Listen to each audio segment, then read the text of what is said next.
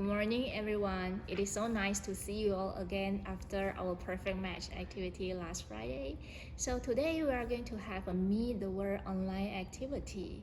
The first thing that we are going to do is to invite our Dean of International Office, Dr. Tiger Tien, to deliver his welcome speech, and then all of you will share with us about your country. What is so special about your country?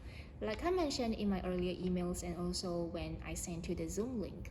If you are going to present individually, you'll be given 4 minutes. If you guys are going to present in a group, then the time limit is 8 minutes. Right after everyone has presented their PowerPoint, have already shared whatever they want to share, there is a Q&A session. For this Q&A session, in case you want to know more about certain countries, certain culture, or you have some specific questions to ask any of the participants, you can raise up your questions in this session. So for now, let's not waste the time and let's get started. Welcome our Dean of International Office, Dr. Tiger Tien. Hello everyone, welcome to the second online session of our summer program. And last week you had the perfect match game, and I think all of you had a lot of fun. Today we're gonna have the Meet the World program. So everyone will introduce about your own culture, your country, or your school. So I think you can learn a lot from each other. And because the pandemic, we can do this activity online this year.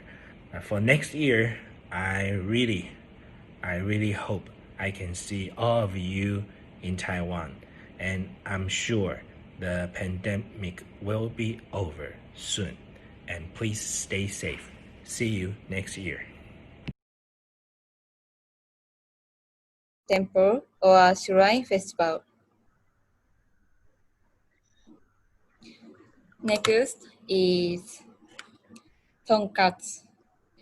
Tonkatsu are thick pork cutlets breaded with flour, egg, and bread crumbs, and then deep fried in oil.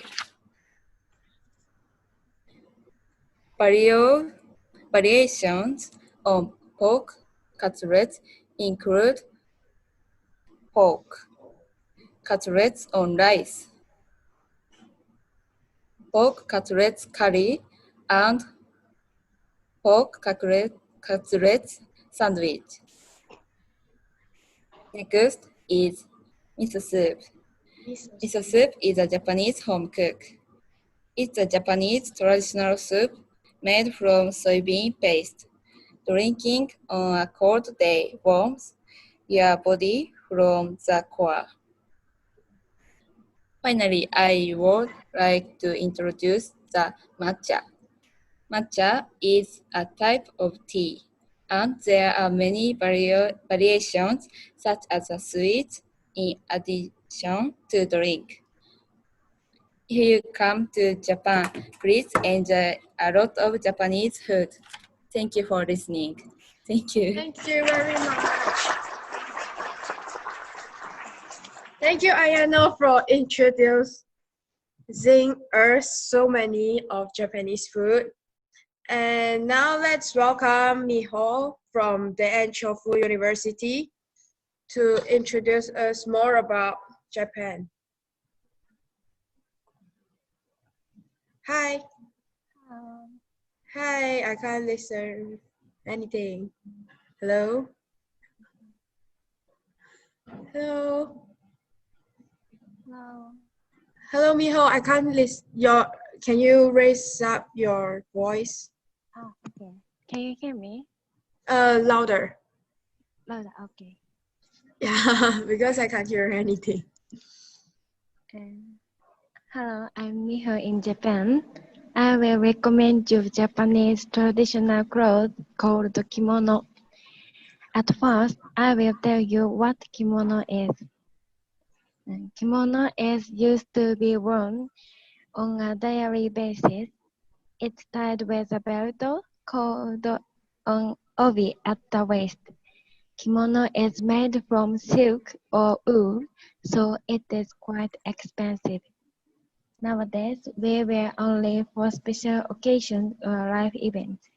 But even for a special day, there are some people who don't wear kimono because it is hard to put on a kimono by oneself. Kimono have some types, so I will introduce others. Yukata is more casual clothes than kimono. It is much lighter and cooler because it's made from cotton. It used to be worn in the house as a sleepwear.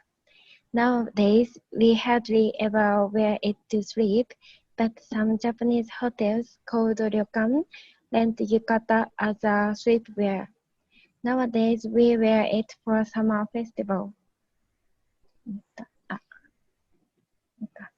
Hakama and jinbei are pant style.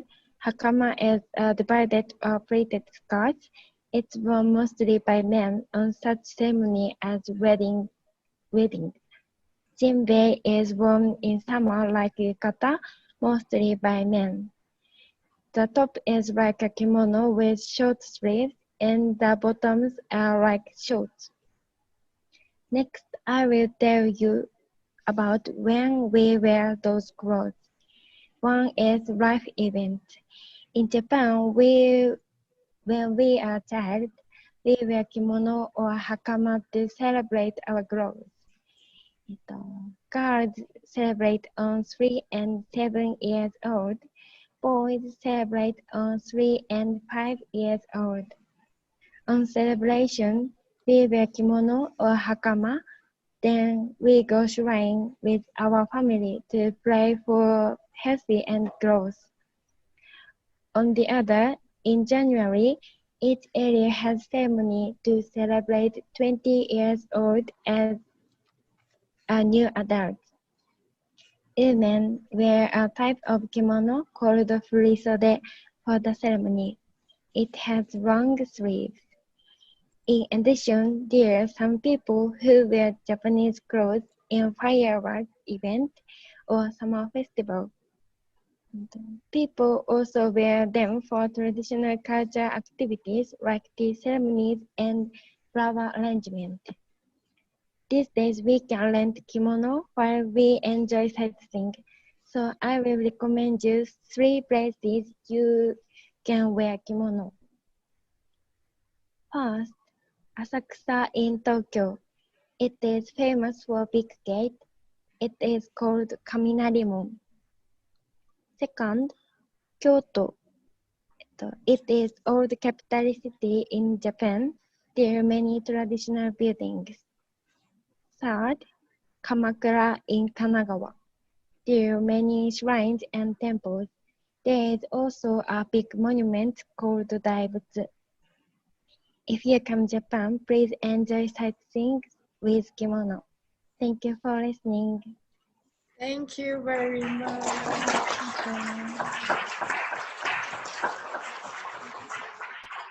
Thank you. Wait. Thank you, Miho, for introducing us which festival we should wear kimono and when we should wear it. And now let's welcome Tiffany and Leticia.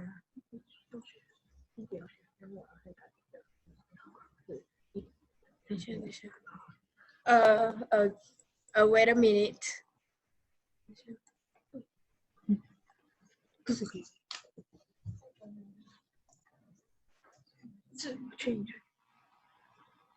Oh, 因为你在录影，所以它不能开小的。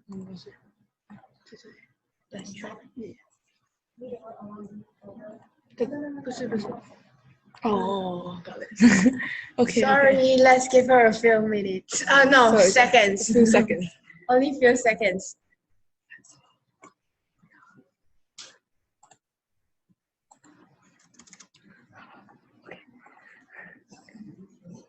It's okay. Okay, good. Okay, I'll help you. Wait. I'll help you change it. Oh yeah. And then, wait. No, I see. Yay. Okay. Okay. Hello, everyone. Let me full screen. Okay, hi everyone. Okay. Hi everyone. My name is Tiffany, and I'll be sharing a little bit about Canada with all of you, and hope you can learn something new. And if you ever come to Canada, you can also find me. Yeah. So first, let's start with the official languages in Canada. So we have two. First is English, and the second one is French. But then usually we would communicate in English, and starting grade 4 is when we learn French, but we'll only use French in French class. Except in one province, which is Quebec, and that's when they speak French daily, because when France colonized Canada, they lived in Quebec, and after the war, a lot of people didn't move away, so it became a French speaking area. And so let's talk about the weather for a bit. I'm sure a lot of you have heard that Canada is a very cold country, and that is completely true. Because most of the time, Canada is actually in winter, and only June to October we will count it as like summer or like the warmer months. And we get snow around November to March. And the weather can drop to around negative 30 to 40 degrees. And on the picture on the right, you can see, technically, it looks like it's all white, but there are actually several cars on the side parked on the road, and people will have to shuffle the snow every day before they go to work or things like that, and it will take maybe up to like 30 minutes to get all the snow off of your car. And then let's look into our education system. So our elementary school is 8 years, and we'll start school around 8:30 to 9, and it will end around 2:30 to 3. And the best part about elementary school is that we don't have homework or exam. So what do we do after school? So students would go home and find their own like interested activities like basketball, swimming, or play video games, anything they want to do. Because in Canada, we really value the student health and their physical like ability and stuff. So we like to do a lot of hands-on learning with the students. And then moving on, and we have 4 years of high school, and that's when we start to have exam. However, we don't need to pay to go to school before university. So if we ever need a textbook, the school would provide it for us. And after the semester finish, we would return the textbook back to the school. And so some of the textbooks are like 20 years old, like probably older than me when I attended to school. But that's also a way to save a lot of money. Yeah, and of course, if you lose the textbook though, you have to pay the school for them to buy a new one. And so let's look at our animal protection. So Canada pays high attention to animal safety because we have lots of wildlife animals like goose, moose, and like beavers. And a lot of times, as you can see on the left, there's like a deer sign, and then you can see animals walking on the roads. So whenever there are animals that might come on the road, there will be road signs warning the drivers. And so if you're driving and you actually see animals crossing the streets, you have to stop and wait until they finish crossing, then you can go. Yeah, they're like, if you look at the picture, that's a bunch of like baby like geese, and then the mother geese and the daddy geese, and they will like all travel in like groups. So they will take like forever to cross the road. Yeah. Next, I want to introduce a little bit about my city, which is Toronto, and it's also known as the Sixth. So Toronto is located southeast of Canada in that circle. And it is known as the Sixth because Toronto is made up of 6 different cities, 6 smaller cities. Yeah. And one of the world's 3rd tallest tower, CN Tower, is also located in Toronto. And if you go all the way up to our CN Tower, you can see a beautiful view of Toronto as a whole. And the second attraction, famous attractions we have is the Niagara Falls. So Niagara Falls is acts as the border between US and Canada. So on the left, the bigger fall is United States, and on the right, the smaller one is Canada. And so I know that we cannot travel right now, and I'm sure all of you love to come to Canada. So I brought you a virtual experience of Niagara Falls. So all of these pictures are actually taken by me when I went to Niagara Falls with my family. I hope you guys would like this. Yeah. So let's start with the two falls. We can see it's not so clear because when the waterfall is like very fast. So there are a lot of mist in the water, like in the air. And so this is the US fall that I've talked about.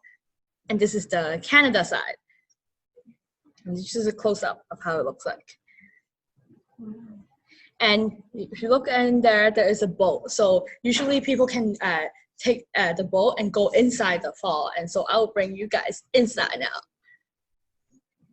So this is how it looks like in the water when you're on the boat, like this. And you also get like super wet. That's why you have wrinkles, but then the wrinkle doesn't really help because you still get wet afterwards.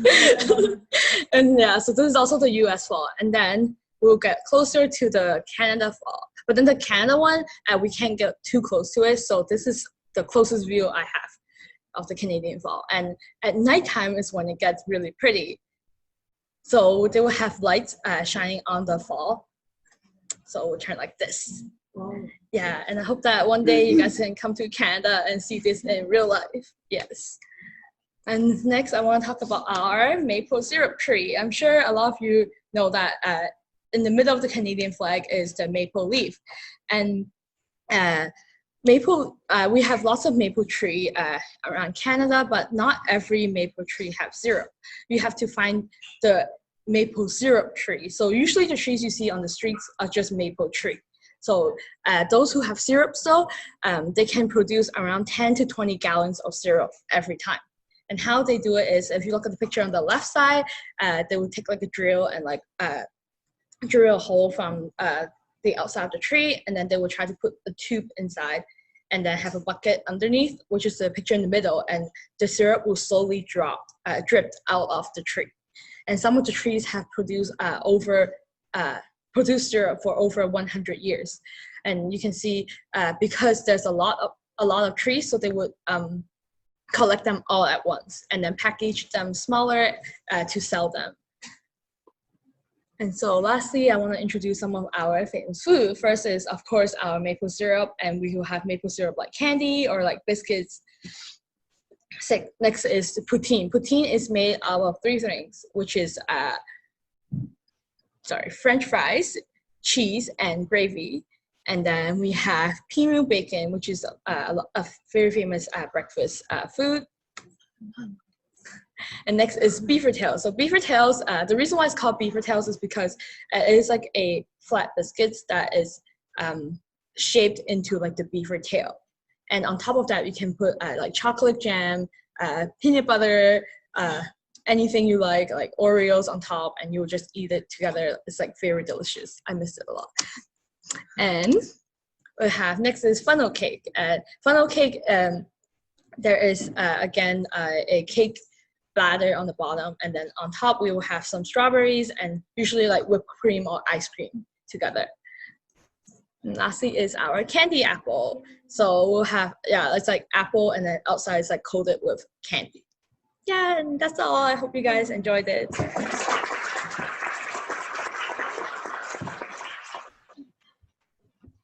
Oh, wait. Hi. Thank you, Tiffany, for sharing us so many things about Canada. And I really hope that I get to go Canada too, because I only remember of the food there. Sorry. And now let's welcome Kathleen, Diane, Clarence, and Anne Julian from Colegio de San Juan de Letran-Calamba.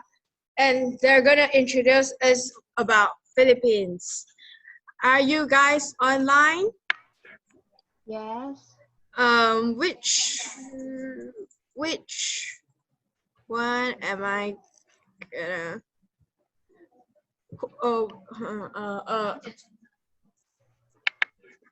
Who are you guys gonna share your screen? AJ. You? Yeah. Who? You? You? AJ? Okay, wait a minute. Okay. Yeah. 不是他吧？他是 AJ，这是 AJ 的。Okay, now you can start. I'm sorry, can you hear me? But I can't hear you. Can you raise up your voice? Can you hear me now? Can you raise up a little bit more? Wait.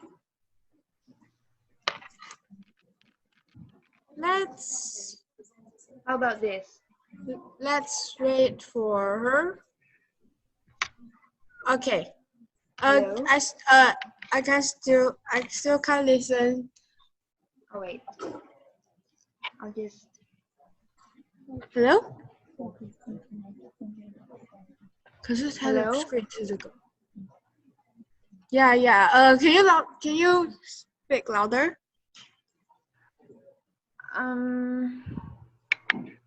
Because I can't really hear you. Can you say hi? Hi. Wait. Okay.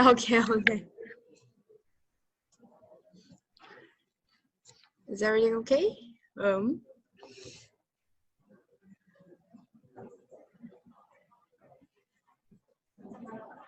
没有他的声音还在调，因为太小声。Is everything okay? Sorry, let's wait for her. Let's give her a few minutes. 没有，他开了，他现在刚关。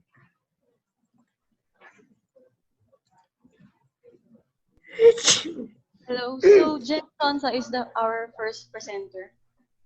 Okay.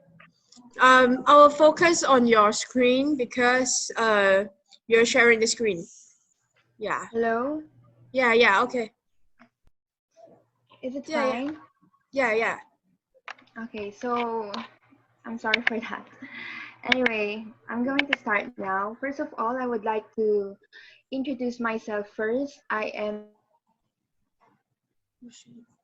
Clarence Sanda from the Colegio de San Juan de Letran-Calamba, and I am with my group mates from the same university, and we are happy to present to you what are the most special in our country.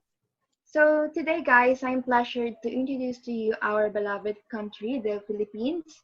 Well, I can assure you that Philippines will never fail to amaze you.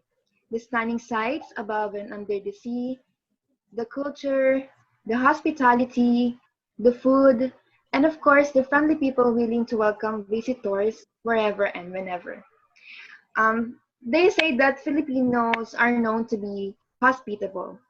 But did you know that many foreigners are married to Filipino women nowadays? Because they say that we, the Filipino, we possess exceptional beauty, and they also say that Filipino women have the most bright personality among them all. Well, I don't know if that's true. And aside from that, the Philippines is an archipelago, and we boast more than 7,000 islands and islets, each with their own unique beauty. But if you want to check out the must-see spots and some exciting destinations here in the Philippines, just continue listening. So mabuhay, by the way, I'm AJ. And as what Clarence says, because we are in a tropical country, the Philippines has a lot of beautiful beaches, and one of the most popular tourist or beach destination here in the Philippines is Boracay. As you can see in the picture, this island is a picturesque getaway for people who want to experience the long powder white sand beaches and crystal blue waters. There are 3 stations in Boracay. The first station is known for the main island that has a lot of bars and restaurants that you can enjoy and visit. The second station is more like a subtle part that most families choose for accommodation because it's like quieter and also near to station 1. And the last station is famous for people who prepare the quieter life and wants to relax. There are a lot of activities that you can do in Boracay, like water skiing, cliff diving, windsurfing, and skimboarding. And because Boracay is known for its clear water, it is perfect for snorkeling too. It is also popular among foreign people because you'll find a wide variety of food choices here, like Chinese, Indian, Mexican, French, or even Italian. However, they also serve Filipino foods and delicacies for those who want to experience our culture. And by that, I hope you come and visit Boracay after this pandemic ends so that you can experience the beautiful sceneries and its amazing culture. Salamat! So, hello everyone. Again, I am Chagrin Kayuki from Philippines, and I'm very excited to share a specific province I choose here in the Philippines, where I know that everyone will love to visit, especially for those who are nature lovers. So, the name of the place is Batanes. So, let me share 10 facts about Batanes you must haven't heard of yet. So, the first fact, it is the smallest province in the Philippines. So why it is smallest province? It has a total land area of 200 kilometers. So, but it has a lot of good views, and I think you guys can unwind there. So for the second fact, Batanes is made up of 10 volcanic islands, but only 3 are inhabited. So these are Batan, Sabtang, at Itbayat. So as you can see, that is one of the volcanic island, which is the Sabtang. So for the third fact, there is almost zero crime rate in the province. Batanes is known to be the most peaceful province here in the Philippines because of how honest they are. They also have honesty coffee shop wherein you can buy and pay your food without stop. Imagine the trust they put from their visitors and also the local people who are in Batanes. So local people called Ivatan in Batanes. So for the fourth fact, it is closer to Taiwan than to northern tip of Luzon. So the distance is just 218 kilometers. So for the fifth facts, so as you can see, that is the House of Dakay. So House of Dakay is one of the only 5 structures that survived 1918 earthquake in Batanes. So it is considered the oldest traditions Ivatan stone house in Batanes. It is made up of stone and lined with cogon roofs that can stand strongest typhoon. So for the 6 facts, that is a Basco Lighthouse location used to be the site of the American period telegraph facilities. So it is connected to Batanes government, but until it was destroyed by the Japanese World War II. But some buildings survived, but it is renovated as a cafe. Imagine the history that Batanes has. So for the 7 facts, blowing your horns in Batanes is encouraged. Why is it encouraged? It is encouraged to avoid accident because there are many curves road. But blow your horn signs are normal sight in Batanes. So for the 8 facts, Ibatan, Ibatans have a traditional way of serving food. It is called bunong. That leaves is called kabayan. So it is usually served in weddings.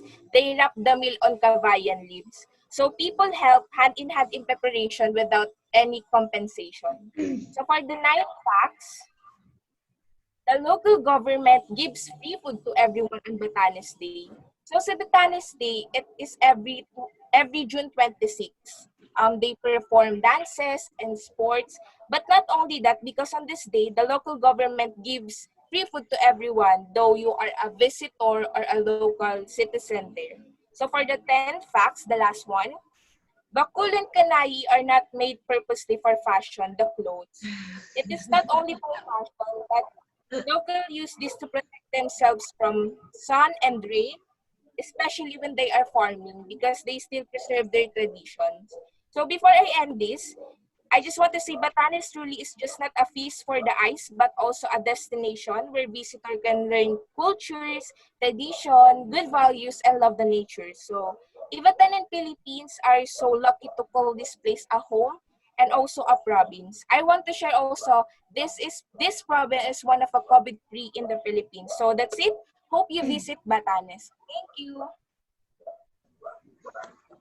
Good day, everyone. My name is Juan from the Philippines, and since Philippines is a tropical country, the infamous Baguio is on the top of the list to go to if you want to cool down and enjoy the natural resources. But and the views are also Instagrammable. So yeah, as you can see, it is located at the upper part of the Philippines. Yes. Next. So the name Baguio conjures for both international and domestic travel. Highland retreat in the Grand Cordillera in northern Luzon, with pine trees, crisp cold breezes, and low verdant knolls and hillocks. It has made its mark as a premier tourist destination. Sorry, just to let you know, because the time is up, maybe you could summarize about Baguio to us. Summarize. All right. Basically, Baguio is best known as the summer capital of the Philippines because it has a cold weather there. Even if it's summertime, very cold there. Almost 18 degrees Celsius. It's the average temperature, and here are the views that you can see. Yeah, that's it.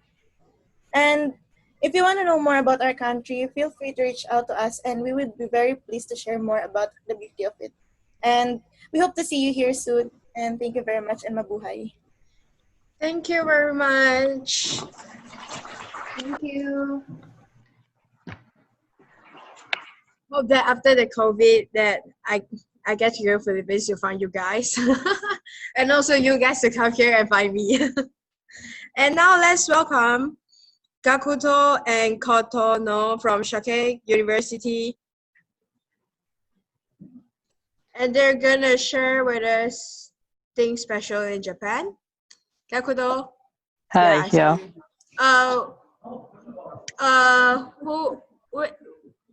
Which of you are gonna share your screen? Are you gonna share your screen? Yeah. You? Kotono. Kotono shared. Kotono? Okay. Okay. Okay. Now you can share it? Yeah. Can you see me? Yeah, I can see it. Now you can start. Okay. Okay.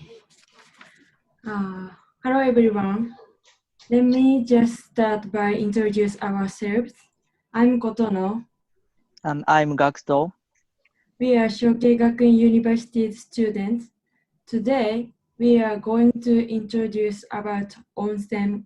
It's a part of the Japanese culture, and onsen refers to hot spring.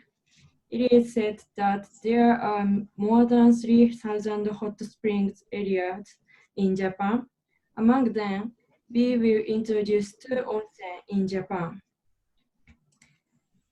These are Akyu Onsen. Akyu Onsen is in ryokan. Ryokan means a Japanese-style hotel. Akyu Onsen is located in Sendai City. It is also my city, by the way. There are many kinds of hot springs in Akyu.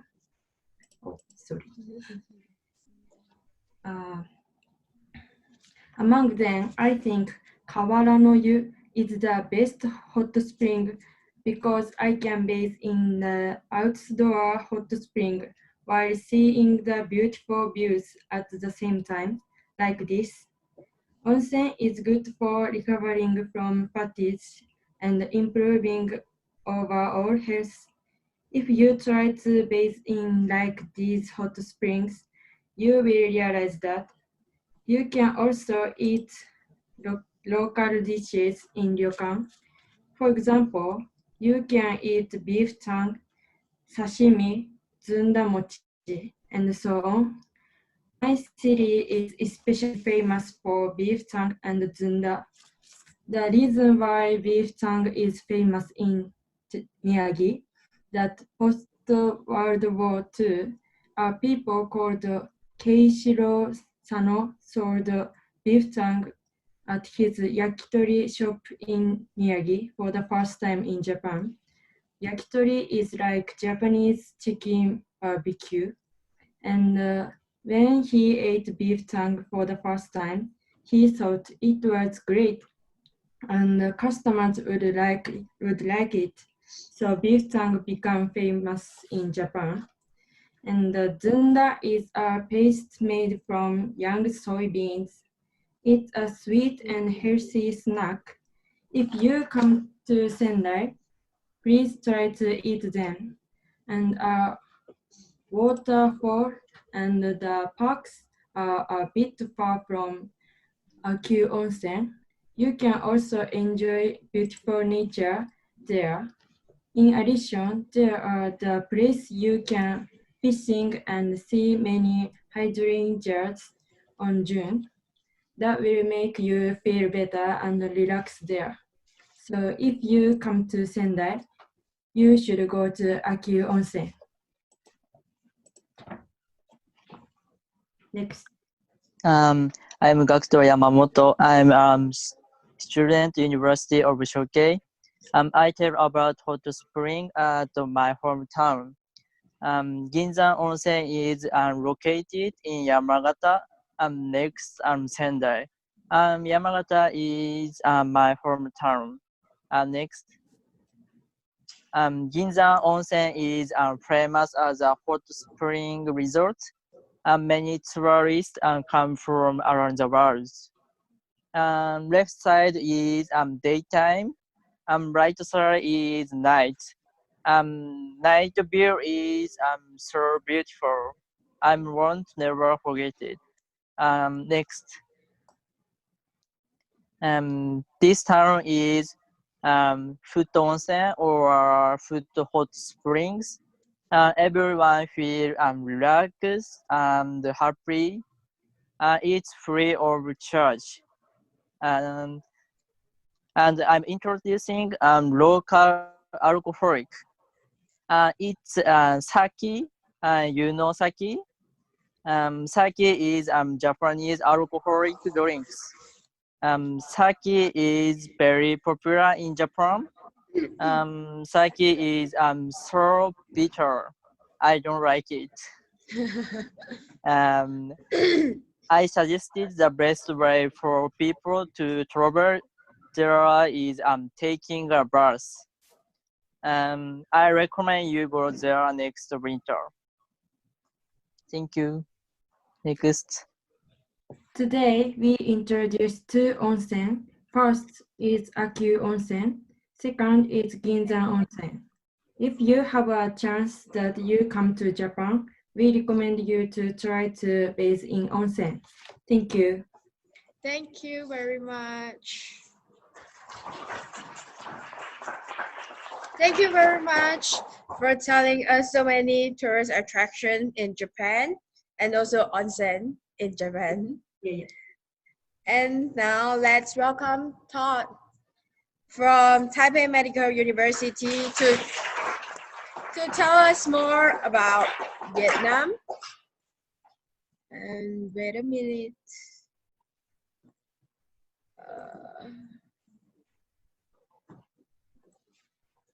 Okay. And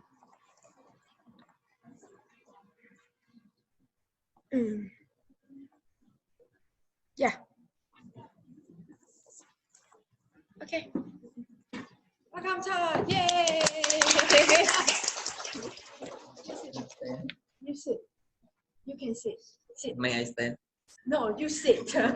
Sit down. Camera is here, and you can stop.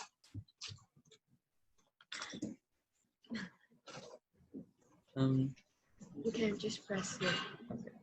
Good morning, Professor Tiger and my friend. My name is Todd. I come from Taipei Medical University.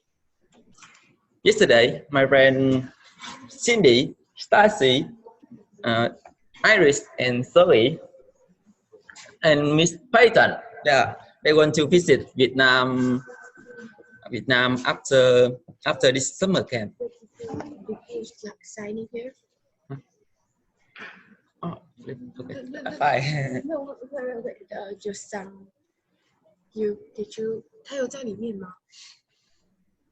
他有在里面吗？他现在这边有回应。Never mind, you can continue. Yeah. Thank you. So yesterday, my friend they want to visit Vietnam after this summer camp. So you should contact me. I can be your potential tour guide with free of charge. And welcome to Vietnam. So from the south, from the north to the south, Hanoi is our capital. I love Hanoi. I always love to watch Khmer ladies with traditional dress áo dài. I can bring you to try the food called nom. It's the green papaya salad mixed with carrot, beef, peanut, hot, and the fish sauce. So Halong Bay can be considered a World Heritage Site. We can explore mountain, island, caves in one area. And to the middle of Vietnam, Vietnam's Hang Sơn Đông is the world's largest cave. And this is our imperial legacy of Hue, our ancient capital in the Nguyen dynasty. Somehow, Nguyen is a very common family name. The percentage is 38% in the total population. San Sư Bà. If phở is the most famous in Vietnam, and I am sure that the bún bò Huế would be in the next slide. So another beautiful of this list is the Hội An Ancient Town and the historic scorn of Mỹ Sơn Temple Complex. Oh, my friend Gina sent me a message. Thought, where is your beautiful beach? I want to see the beach. I want to walk on the crystal soft sand. Here you are. Phuoc is your best choice. Phuoc Island is also a home to the world's longest sea cable car route. And the fish sauce in Phuoc is considered in the soul cuisine of Vietnamese. We use it as a key component in cooking and also in dipping the food. So the clean water and the powder soap of sand served right to you. Vietnamese is your best choice. Please access our official government website. And Ho Chi Minh City. From in the south, Ho Chi Minh City is the biggest city with the population is 15 million, 1.5 in the midday and 10 million in the midnight. Because in the midday, people from surrounded area, they come to Ho Chi Minh to work and then go back home at night. I miss my hometown. I miss my mother cooking. And I miss Lão Mắm. Yeah. You know that some of the words in Taiwan and Vietnam sound similar. Like this is khổ qua. Khổ qua we call khổ qua. In Chinese we call khổ qua.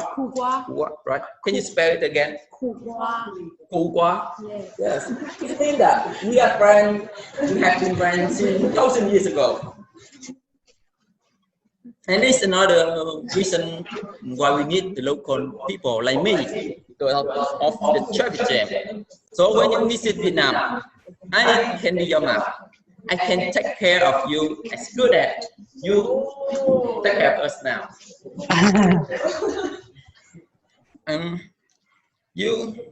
But never mind about the traffic jam. You have me. We are a team. Come to Vietnam anytime. We can meet out there again. And I know everything's happened for a reason. Somehow today we are here. Somehow it's happened for a reason in a very beautiful way. Thank you for this arrangement.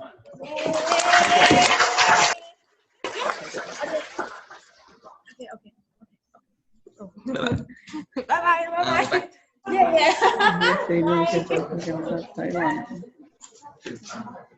Thank you, Todd, for being so friendly. And now let's welcome Keller from Youngstown University. Keller, are you here? Yeah, Keller? we're all three of us here. Huh? I can't see you. Are you three gonna make just make one presentation? Yeah, just make Andrew Welch the presenter because I'm gonna share my screen. So three of you, Keller, Rose, and you are gonna make one presentation, right? Yeah. Okay. Now let's welcome three of you. So now, are you gonna share your Yep, right now. screen? Okay. Are we waiting for wait. Lindsay to join? Has Lindsay joined? I think she's just getting on right now. You mean Keller? Yeah. Lindsay? Yeah. Oh, is she awake? She was on the trip. I think she's logging on now. Okay, so now you can start Okay. Okay. if you're ready. All right. So, obviously we're from the United States. It's a giant country. It has 50 states. I'm not going to say them all. And we have 5 major territories as well. We go from the Pacific Ocean over to the Atlantic Ocean. So we span quite a bit of space and hit a bunch of different climates. So in our presentation, we are just going to go through, or at least I'm going to start off with the major US destinations. So first, actually, yeah, we'll just go to the next slide. All right, cool. So, of course, we're going to start with our capital, Washington, D.C. The D.C. stands for District of Columbia. It is not a state or a city like it is called. It is a district. So it has its own parameters there. It has a population of about 700,000, and it has a bunch of different museums and monuments, all housed in the National Mall, which is not an actual shopping mall. That is just the area in which all of these sites are housed. And it has the second busiest subway system in the US, second only to New York City, which we will move on to right now. Andrew, you wanna? It's going. Okay. Okay. So next we have New York City, New York, my hometown. It is made up of 5 boroughs, the Bronx, Queens, Manhattan, which most people know as to be the most famous of the boroughs, arguably, Brooklyn, and Staten Island. It has the #1 busiest subway in the US. The population is 8.4 million people, which I want to say is like, I think the next leading one is about like 3.4 million. So remarkably more people in New York City than the next couple cities. New York has approximately 800 languages spoken, so it is a giant melting pot of cultures, ethnicities, and languages, as you can tell. And just a little fun fact, honking your horn is illegal, and yet people, of course, still do it. Nothing's stopping them. It's very hard to enforce that, so you're still going to hear it, of course, here and there. So next we have Chicago, Illinois. It is the 3rd largest city in the US. It has a population of about 2.7 million people. It rests on Lake Michigan, which is not too far from where we are in Youngstown, Ohio. Approximately like, what, 8-hour drive for us? It is home to famous buildings like the John Hancock Center, Willis Tower, which was previously known as the Sears Tower. At some point, it was the tallest building in the US and possibly even the world, but was passed up, of course. And the Tribune Tower. It is also home to Cloud Gate, which is also known as, and more famously known as, The Bean, by famous artist Anish Kapoor. Yeah, so that's that. Okay. Next we have New Orleans, Louisiana. It has a population of 391,000 people. It is at the end of the Mississippi River, which is the longest river in the US, which empties out into the Gulf of Mexico. It is a melting pot of French, African, and American cultures, which has created Cajun and Creole ethnic groups special to pretty much the southern part of Louisiana, so this area specifically. It celebrates Mardi Gras, a late winter festival of street parades, costumes, and partying. It's very colorful, as is the rest of the city, just on a regular basis. So as you can see with all the lights there. All right. So of course we have good old Los Angeles, California.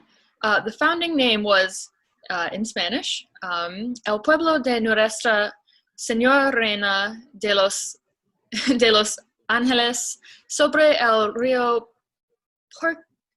Porciuncula. Not super sure how to pronounce that one, but it means the town of Our Lady, the Queen of the Angels of Porciuncula. The population now is about 4 million people. The population is nearly half Latino, with pretty much equal parts, I think like 14% Black, white, and then the rest of the ethnicities mixed in there. Let's see. It is also home to, of course, the famous Hollywood sign, Hollywood Boulevard, and the famous movie-making studios such as Paramount, Universal, and Warner Brothers Studios. Okay, moving on to Seattle, Washington, up in the northwest of the US. It has a population of about 744,000 people. It is home to the Space Needle, which was a product of the... Totally forgot what that was called. But it was a convention that was supposed to showcase technology proposed for the future. So they made that funky thing. It is home to major tech industry headquarters like Microsoft and Amazon, and it has a coast of 147 miles of fresh water and 53 miles of salt water. And it is actually the most educated city in the US with the highest literacy rate and also the most library book card holders per capita. So a very, very smart city. Alrighty. Oh. Sorry about that. Right. And not a city, but one of our biggest locations in the U.S. We have Walt Disney World in Orlando, Florida, one of my favorite places in the world, and Disneyland in Anaheim, California. Disneyland opened up first. It is the original, which opened on July 17th, 1955, whereas the famous Disney World in Orlando opened up on October 1st, 1971. Disneyland is the one with only one main park, most famous for the big Ferris wheel that is pictured for it, whereas Disney World is the one with 4 different theme parks that you can travel through. No gum is sold in Disney parks. They are very particular about waste and keeping the image of their parks. So that is why they try to reduce gum waste as much as possible. Disney World encompasses over 50 square miles, which is roughly the size of San Francisco. So a whole major city, which is pretty nutty. It has approximately 50,000 visitors per day prior to coronavirus. And another fun fact, Expedition Everest and Tower of Terror in Disney World in Orlando are the tallest rides in Disney parks, which stand at 199 feet tall, because that extra 1 foot would put them at the aviation standard. So then they would have to have those blinking red lights for airplanes, which they do not want to have because it would break the illusion. All right. Sorry, just to let you know, because time is up, but now you can you have a 1 minute time to summarize your PPT. Is it That's okay. okay? Basically, what I wanted to just discuss was these sports in the United States: American football, baseball, basketball, soccer, and ice hockey. It's pronounced it's more really football across the world, but we have it as soccer. I just wanted to talk about the young children, teenagers, and adults. Young children and soccer and football is influenced. Amongst teenagers, it's more so football and baseball, and then adults, it's obviously football and basketball. And then national parks, we can just briefly go through all these. We were just going to go through all the national parks, just very quickly, but we just had a couple here. Yeah, we can just flip through the pictures. Yeah. Oh, this is the attraction tourism place in US. Yes. Oh. Yeah, these Yeah, are those are all of our environments. the top 10 national parks within the United States. Yeah. So like really big landscaped areas of mountains, caves, rivers, stuff like that. Okay, so thank you for your present. Definitely. But I'm really sorry that okay. there's not enough time for you to share. That's okay. But hope that next year you're gonna be here and Definitely. tell us by face to face. Okay? Yeah. So thank you, and now let's welcome Eddie, DeSanto, Steffi, Vera, Melanie, and Arina. They are from Minchu University and also Kimo University, and they are gonna share with us about Indonesia.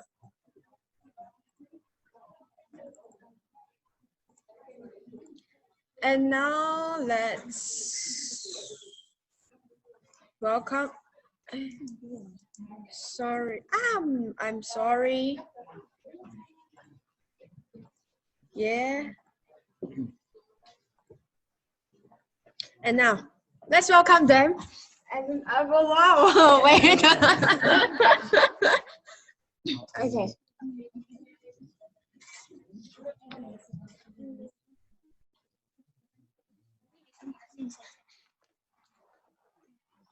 You need my help. Okay, you. Oh wow. You friend. Oke. Selamat pagi semuanya. Selamat pagi. Selamat pagi. Okay. So we're about to talk about Indonesia, which is Universiti University. So let's go on. Indonesia is the largest island country in the world and number 4 of the world's most populous country. So it is placed in Southeast Asia and was occupied by Netherlands for 350 years, and for Japan, it's 3 years and a half. The Independence Day is 17th of August and 1945. This is the Indonesian flag, and because Indonesia have a lot of people in the country, so of course they will have a lot of different kind of people. So our motto is Unity in Diversity, and this is our national emblem. Next one. Yeah. Just now we speak unity in diversity. So how diverse we are? We have almost 300 different native ethnic groups around Indonesia.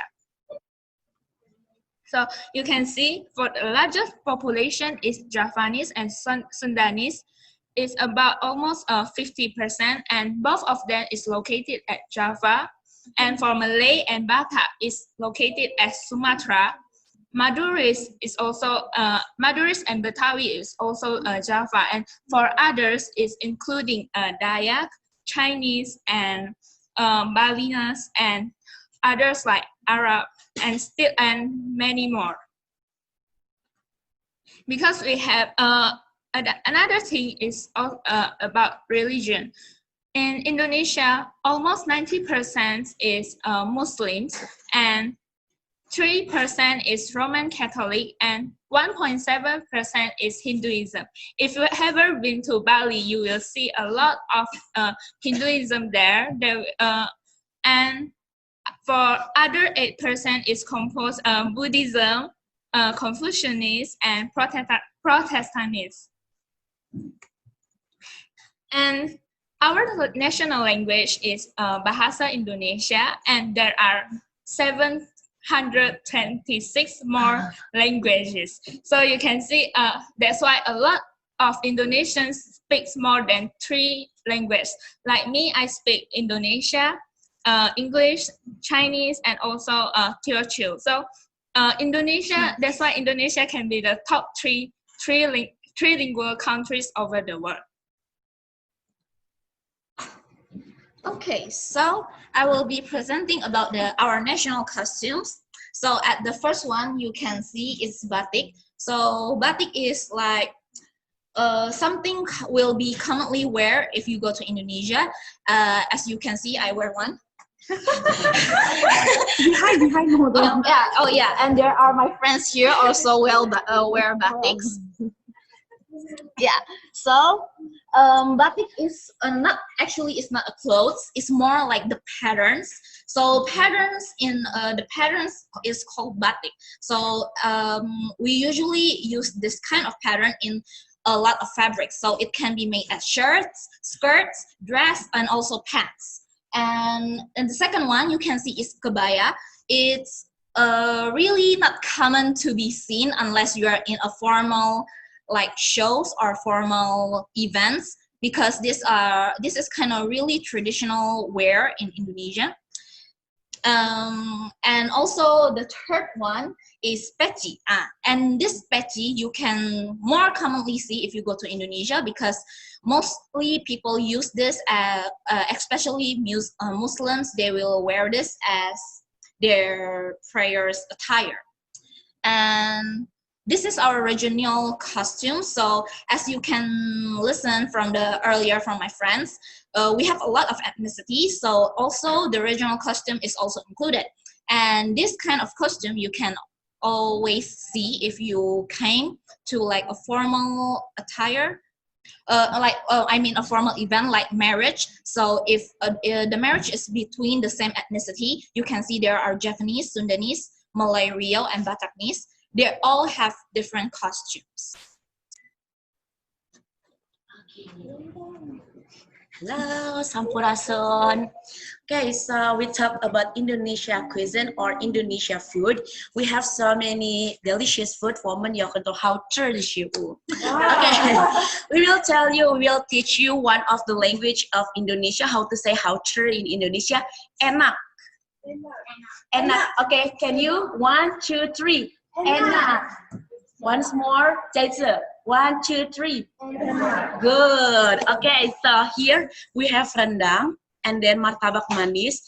Rendang, you know that, right? Martabak manis is like hong doping. Hong doping. Okay. Dibenerin pronunciation aku. Okay, it's like hong doping. And then nasi padang. And then nasi kuning is yellow rice. And also you can eat everywhere is Indomie goreng. So you can see anywhere it's the bau mian. Okay. And then popular destination. Okay. Okay, and then popular destination here. From this part we have Bali. You know Bali, right? It's part of Indonesia. And then Raja Ampat in Papua here. And then Komodo Island. Komodo Island. And then Mount Bromo is in the Java part. It's from my part. And then Toba Lakes is in the north part of Indonesia. It is in Medan.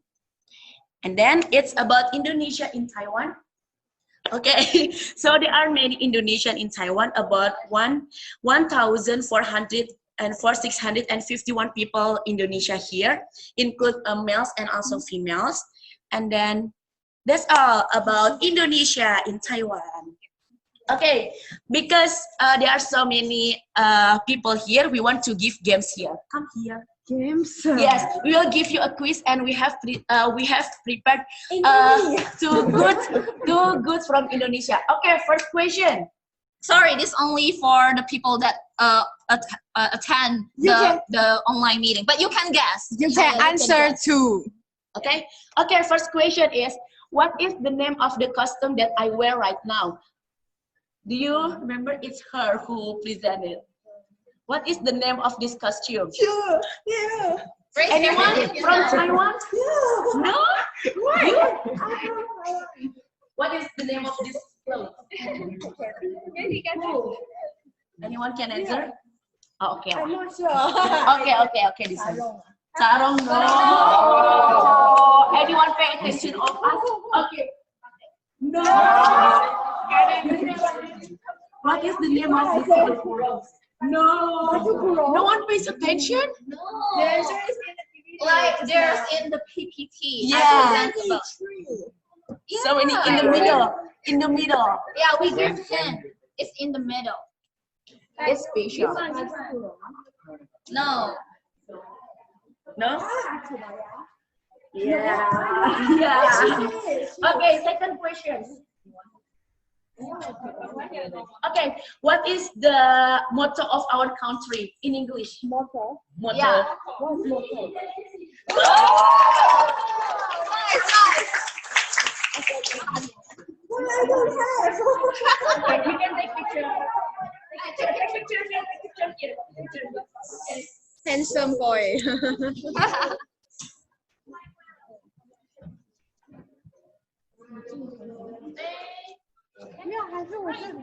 You should show here. Oh, shoot here. Okay. Here. Say hi. Hi. Say hi. Oh, what is the motto of Indonesia? Unity in diversity. Thank you.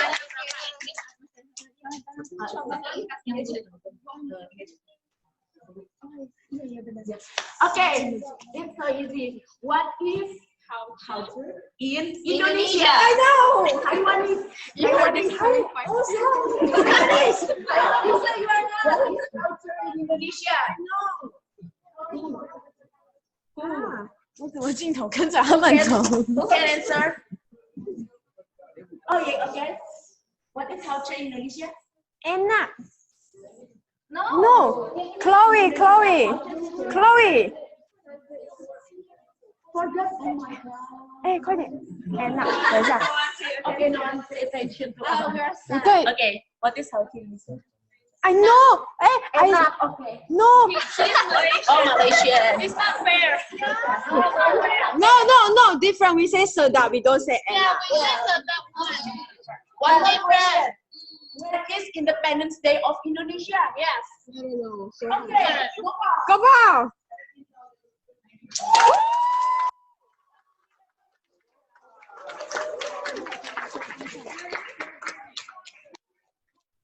Okay, please give the gift. Yay. Okay, let's take a picture together here. You are in the middle. Come here. Show your teeth.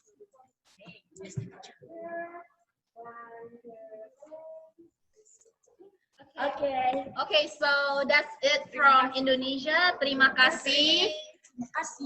I hope you enjoy our presentation. Bye.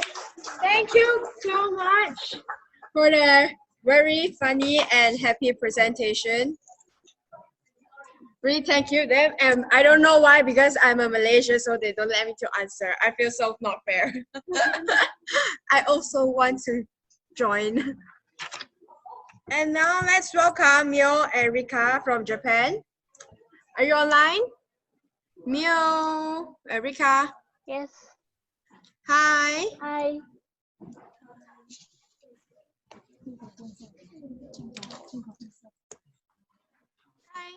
Are you gonna share your screen? Can you see?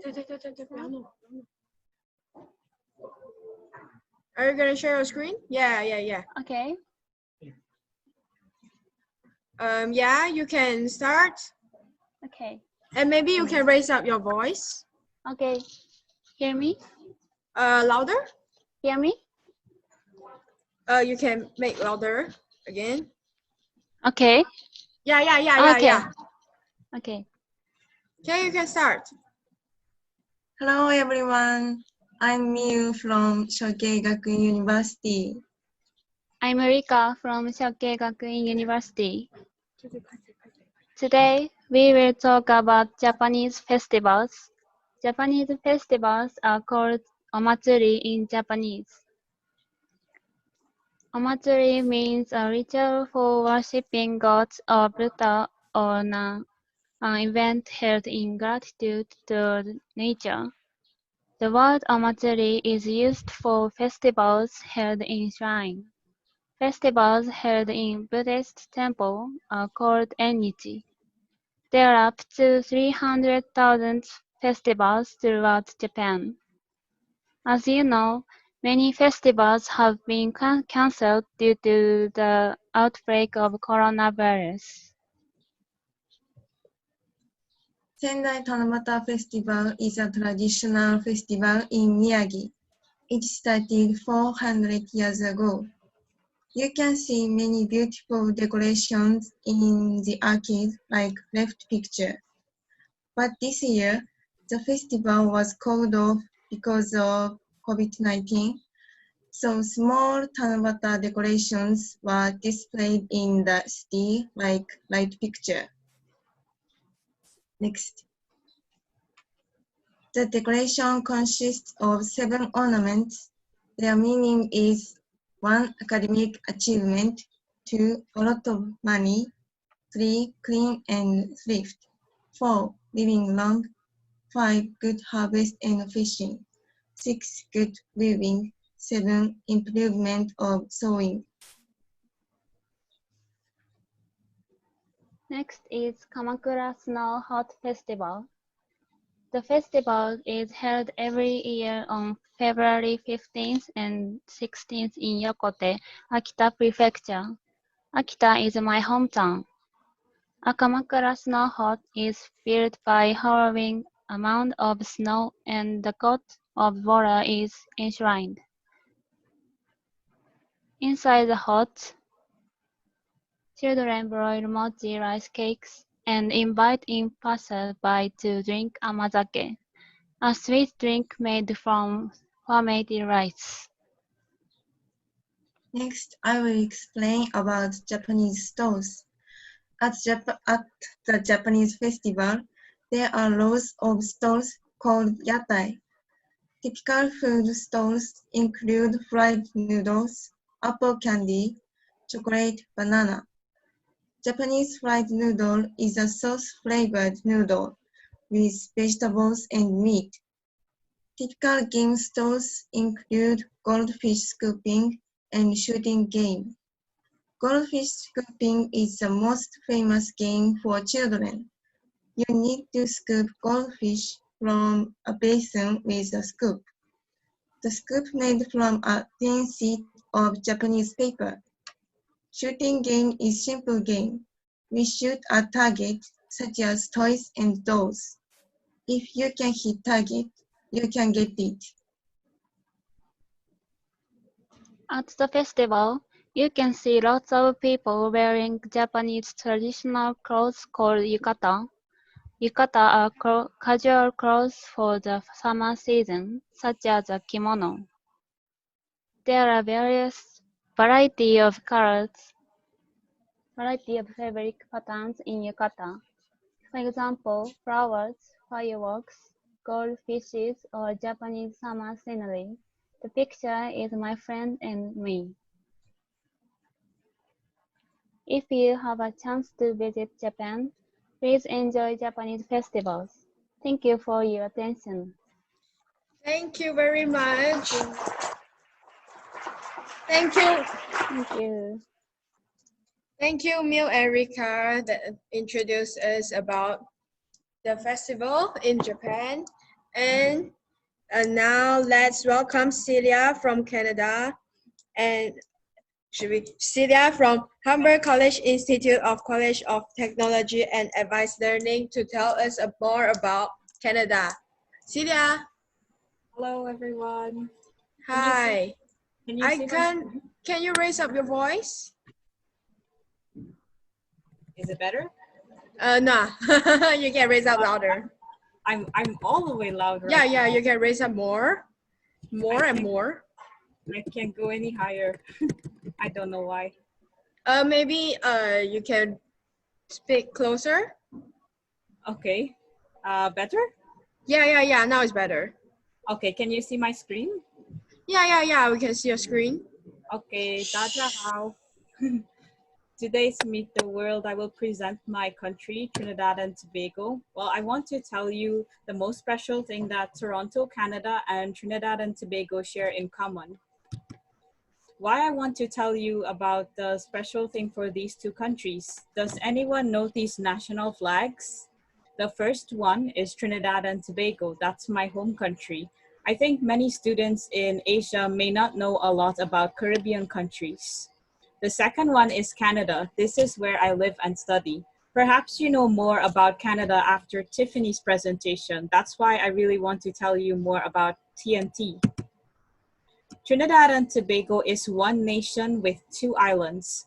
The location is close to the continent of South America and northeast of Venezuela in the Caribbean, and the population is 1.3 million, so it's really, really small.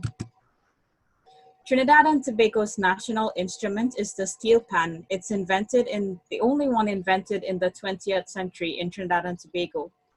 Wooden sticks with a rubber at the top is used to beat the steel pan. Children also play this national instrument.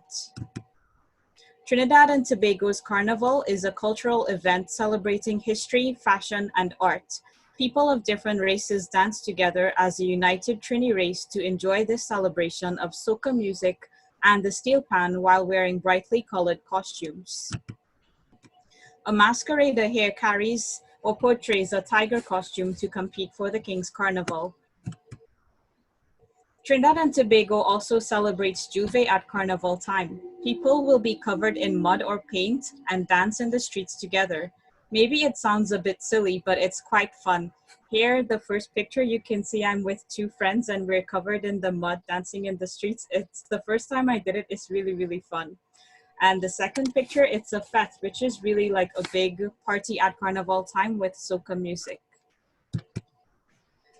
Trinidad's coat of arms, it says on our national motto, "Together we aspire, together we achieve." And this is really important because many, many years ago, Indians came to Trinidad as indentured laborers, Africans came as slaves, Europeans as settlers, and Chinese immigrants, and many, many different people. Our people are one Trini race in a multi-race society. We work together to get the job well done. So what's the most special thing? The national motto was a hint. It's not easy to pick one special thing about two different countries. For me, the most beautiful thing about Toronto, Canada, and Trinidad and Tobago is the diversity of the people. You can, well, the picture may be a little small, but you can see there's people of many different races in the photographs. The first picture is like lots of my Trini friends. You can see some is of Chinese descent or Indian descent or African descent. And the second picture is people from the Philippines or the West Indian descent and also Philippines. Why is diversity special? The first reason, there's a variety of foods available from Africa, India, China, North America, Europe, and the Middle East, and many other countries. This is enjoyed in Trinidad and in Toronto, Canada as well, so it's easy for anyone to feel at home. The second reason why diversity is special is because friends can share different experiences together despite their ethnic or racial backgrounds in a diverse population.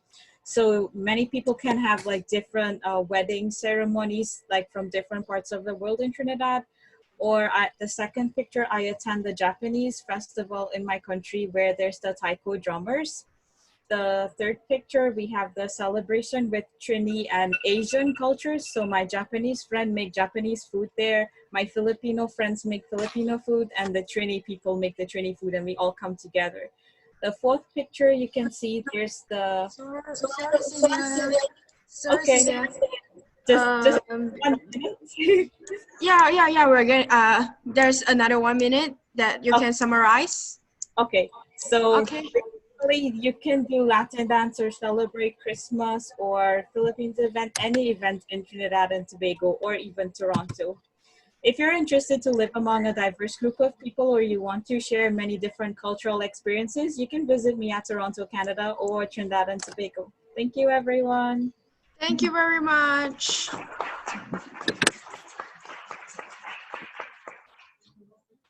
Thank you very much. And Hope that next year we're gonna see you in Taiwan and let us know more about Canada. And now let's welcome Jason from Hungkuang University. Jason!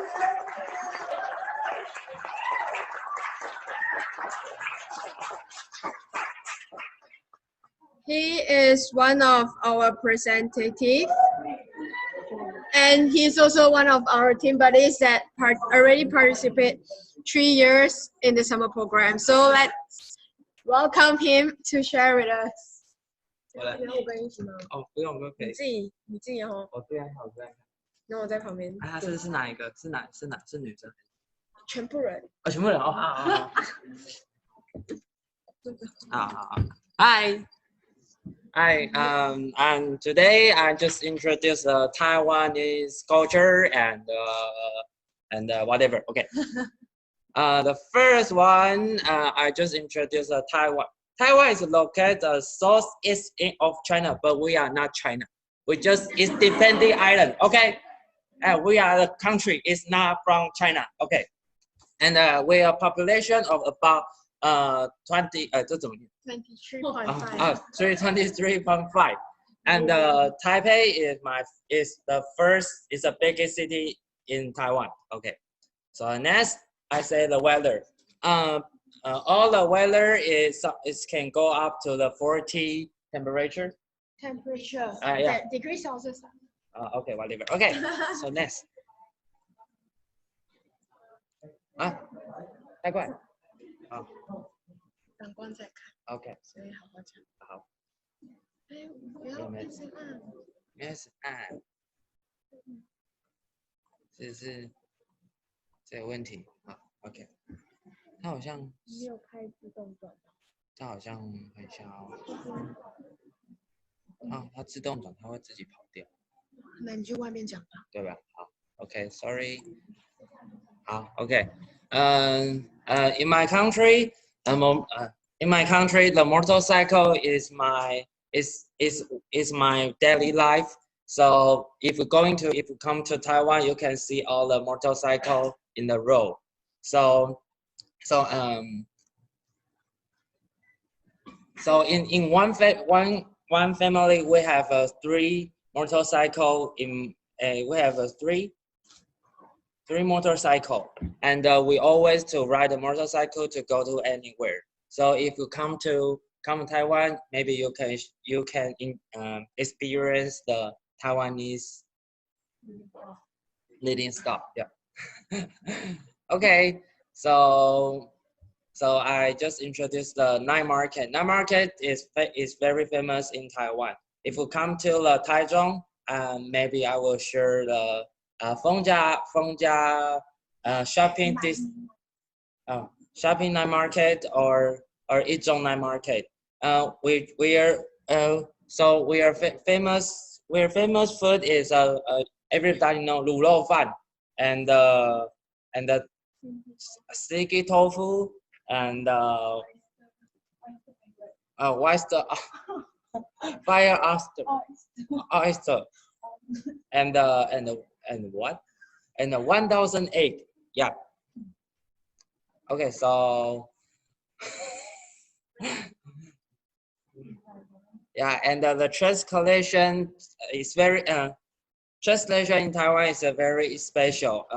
I listen to some people say, so many countries doesn't know this culture. Okay, and this Taipei 101, that's right, and this Taichung, yeah, very beautiful.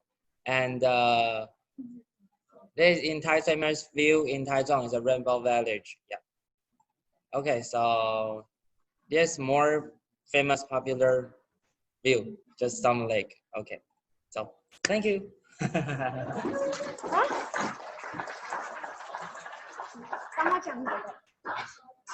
Okay, so let me just help him to summarize this place. That in Taiwan, you can see that all of the trash cans here, they were separated into 3 different types.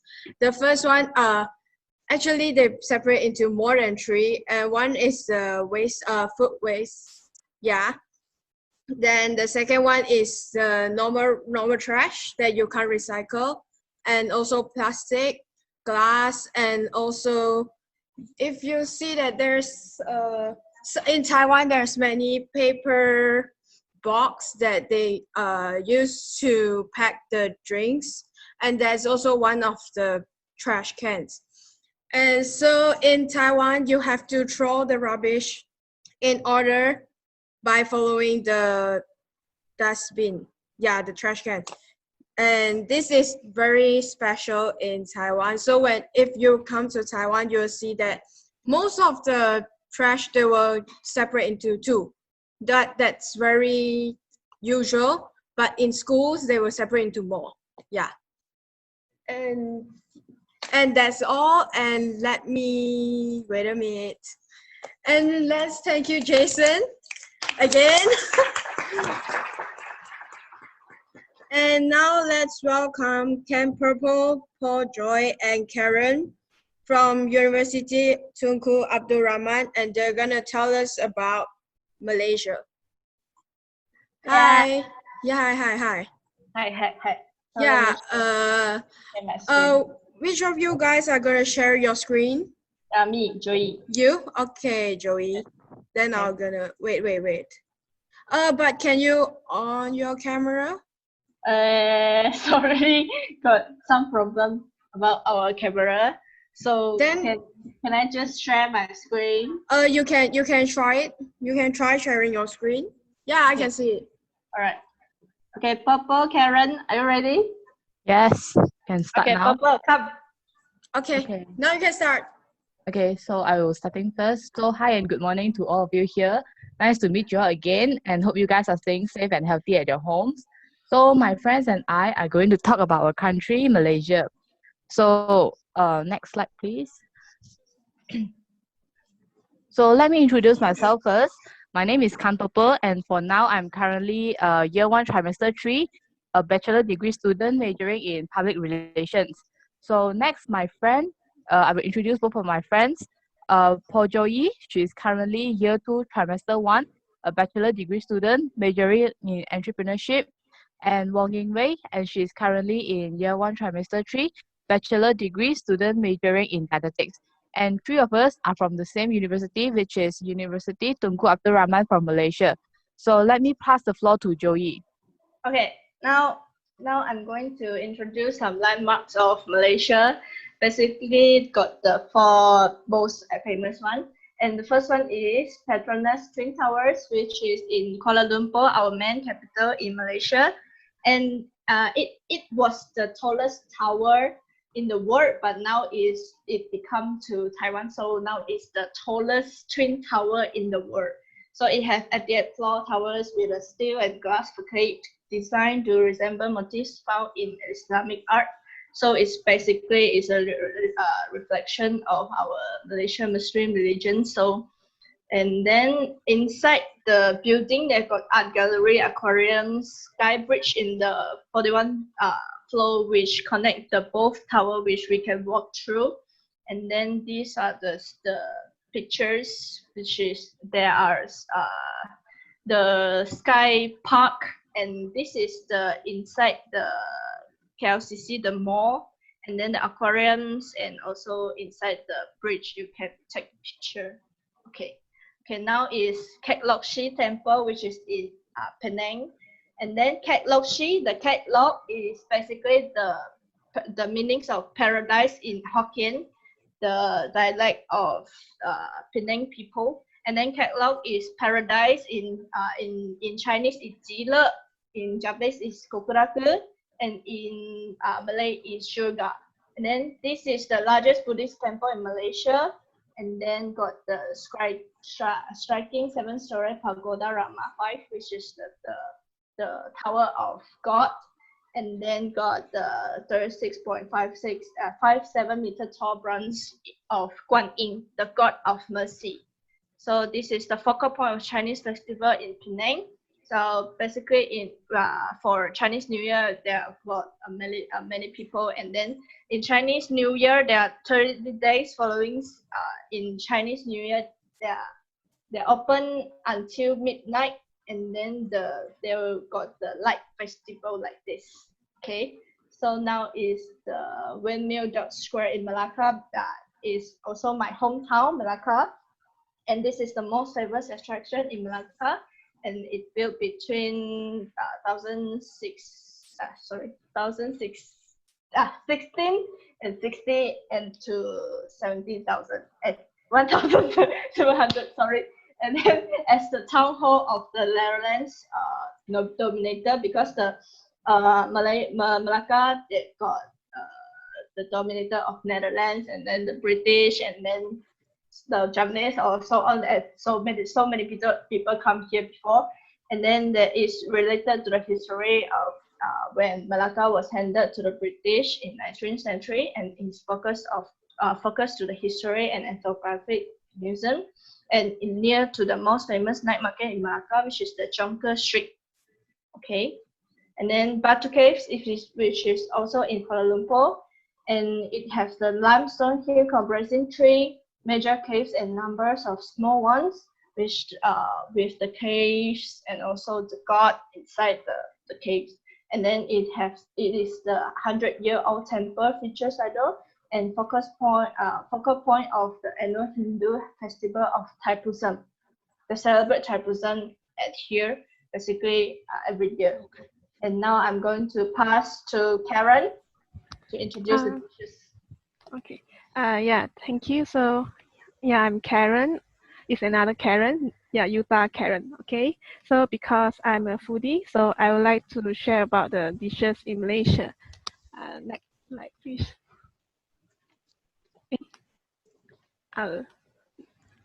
Joey. Yes. Oh, okay. So this is the Malay food. So mainly is nasi lemak. Yeah, it's the best lah. So we got ikan bakar, satay, ayam panggang madu, ketupat lemak, and keropok. Mainly all Malay food is quite spicy lah. Mainly is spicy. Yeah. Delicious. So yeah, delicious. Yes. Next slide, please. Yeah, so this is Chinese food. So the famous one is clay pot rice. So we have char kway teow, lobak, and then the hor fan, tau sa piang, and yeah. Actually, Chinese food is got many type lah. What type also have? Yeah. So next slide. Yeah. So Indian food, we got mee goreng, thosai, and the most famous one is roti canai, and yeah, muruku, teh tarik, and putu mayam. Actually, Indian food is more like the breakfast like that, because the portion for me is not enough lah for one meal. Yeah. Okay. So next slide, please. Yeah. So there are some fruits in Malaysia. So the most famous one is durian. Yeah. This one very nice lah actually. What durian? So you have mangosteen, mango, then duku, rambutan, and jackfruit. All these fruit very nice one. Can try. Very nice one. So when you eat after eat appetizer not enough food, then eat main dish not enough food, then we got snacks and dessert also. Yeah, so we have bobo cha-cha, cendol, ice kacang, tofu fa, all mainly is sweet one lah. So pisang goreng and rojak is mainly use the ingredient from fruits. Yeah, all is very nice. If you're not enough food, or can eat until you full one. Yeah, until you full. Yeah, I think that's all from me. So I will pass to Papa. Thank you. Okay, so thank you, Yingwei. So now let me introduce the different races in Malaysia. So next slide, please. So Malaysia has a complex multiracial population which that define us as 3 major ethnic groups, which is Malay, Chinese, Indians, and with diverse cultural backgrounds. So next, in this chart, you can see the population of citizens by ethnic group, which the Bumiputra actually takes up more than 69.1%, the Chinese 23%, Indian 6.9%, and others takes only 1%. So next slide. Let me briefly explain one by one, starting from the Bumiputra, or we call Malay. Bumiputra or Malay is a term like used in Malaysia to describe Malays and Orang Aslis or indigenous people of Malaysia or Southeast Asia. So Islam is their main religion, and Bahasa Melayu will be their mother tongue. So they will celebrate Hari Raya for Malays, and Bumi Putra they will celebrate Hari Gawai. I'm sorry that maybe you have to. You still have 1 minute that you can summarize Okay. the things you want to say behind. So let me make the things quick. Okay. So Chinese, their religion will be Buddha, and the language they speak will be Mandarin and Cantonese, and they will celebrate Chinese New Year. So next will be the Indians. The main religion for the Indians will be Hindu, but some of them are also Christians, and the main language will be Tamil, and they celebrate Deepavali and Taipusam and etc. And for the others, most of them are Christians and sing, and the festive season they celebrate will be Christmas and Wasaiki. So the last one will be there's one day that Malaysians will all celebrate together in the whole country, which is on the 31st August every year, which is our national day as shown in the picture. As shown in the picture, there will be celebrations like marching and performance by respective departments. So let me end our presentation with thank you in our Bahasa Melayu. Terima kasih. Thank you very much. Thank you very much for sharing Malaysia, and the food makes me miss home. Makes me want to go home. Yeah, welcome home. It's a long way home.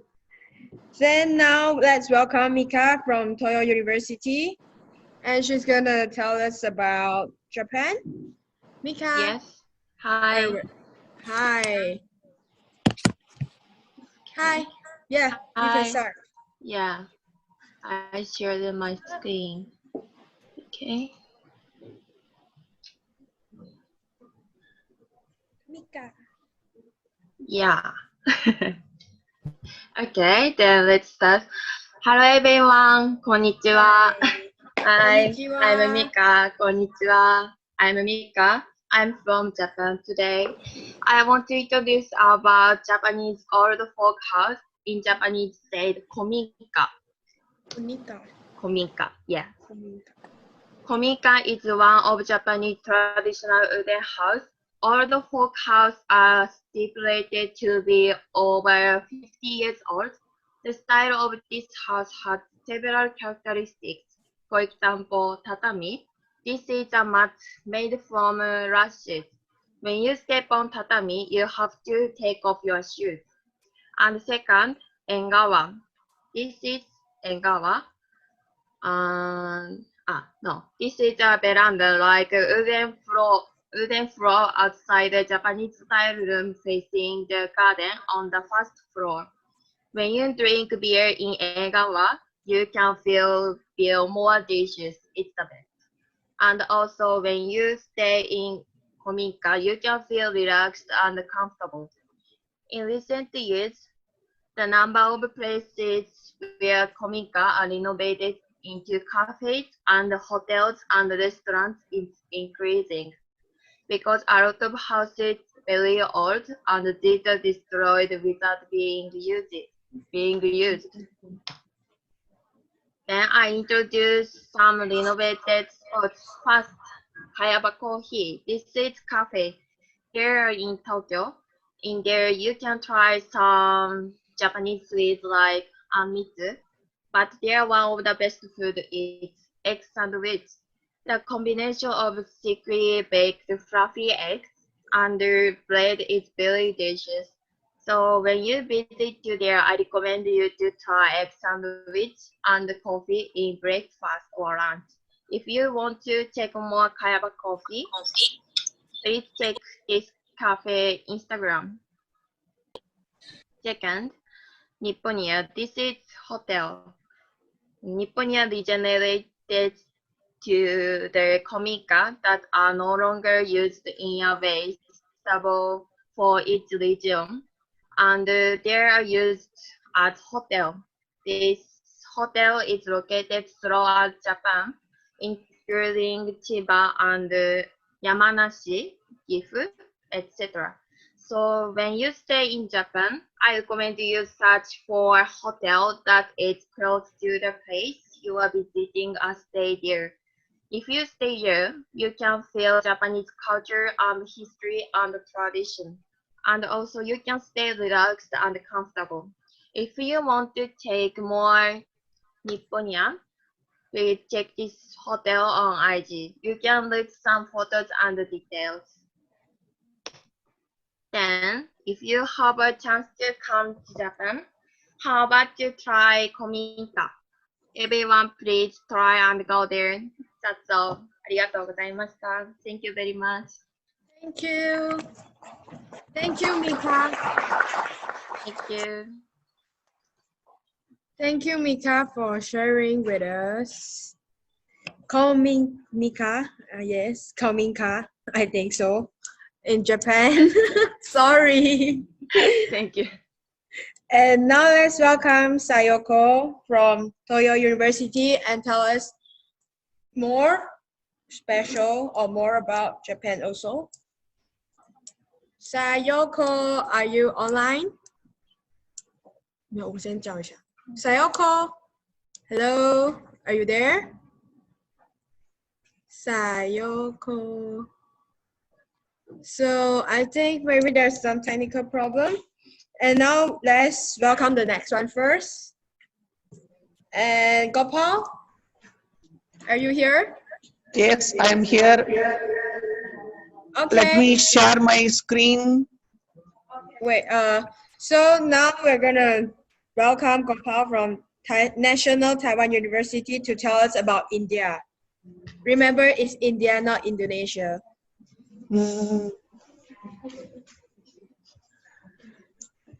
Okay, so now Gopal, you can start. Thank you, Annie, for giving me 4 minutes to talk about India. Okay, we heard a lot from Alaska to Auckland. Everyone shared their country's food, clothes, culture. It's good to know about. Now we will listen to India. Where is it? You can see Taiwan on the southeast and India in the south. Okay. India is a very big country with 28 states and 9 union territories.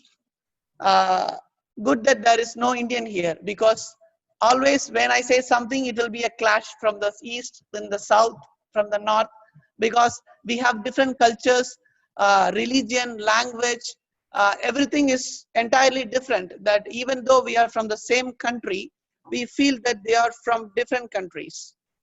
Okay. The things which are common all over India is the national symbols of India. Peacock, national bird, tiger, tiger Tian, our dean belongs to India. Lotus, dolphin, the banyan tree. These are the national symbols of India. And what are the food style? The left one is we call it as appam in Tamil language. This is my favorite food. The next one is, they call it as palaya soru, meaning old rice. Then idli, pongal, vada, fish curry, mutton biryani. Those are the foods. And what are the rare fruits of India, particularly from Tamil Nadu, is, and these are the flowers and spices. And the right end, the flower is named Kurinji flower. The beauty of this flower is it will flower only once in 12 years. But don't worry, this one plant will flower only after 12 years. Then the another plant will flower after 12 years. So subsequently, you will be having the flowers every year. So, and the bottom, if you see the green, those are the plants which are available, and they are medicinal plants. They cure a lot of diseases, and that's the reason I don't go to doctors. The last time I went to a doctor is more than five years before. And these are the folk dances of India. At the bottom corner, if you see Tiffany, Toronto, Justin Trudeau. Trudeau is playing one of the folk, we can say it's a dance or martial art. It's called Kolatam. That means if I am expert in that stick dance, I can manage even 10 people who are coming to attack me. But no one is going to attack me in Taiwan. They are very nice. Okay, these are the companies, Taiwan companies in India: Asus, Acer, Advantech. And one thing about Asus is that I got to know about Asus before even I know about Taiwan. So then Asus is one of the entry point for me to Taiwan, because the product is very reliable and cheap. I started using this and then I got to know about Taiwan. I have 15 seconds left. Thank you so much. These are my contact details. Contact me if you want. By the way, I don't reply in internet messages often. Thank you, Gopal. Thank you for sharing with us so many different things in India. And now let's welcome Minami and Miho from Shokei University. Yes. Hello, Minami. Yeah, I saw you. Are you gonna share your screen? Yeah, my screen. Minami, you're right. Yes. Okay. Okay, now you can share. Okay.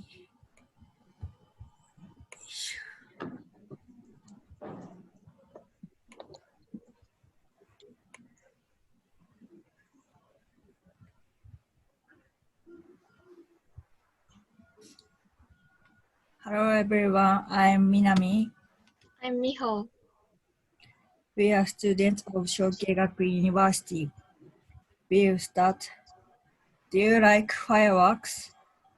Have you Yes. ever watched Japanese fireworks?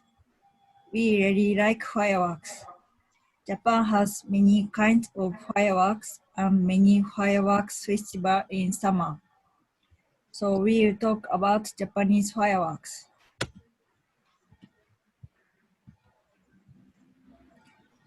Fireworks are called hanabi in Japanese, which literally means flower fire. Fireworks display is a typical summer scene in Japan.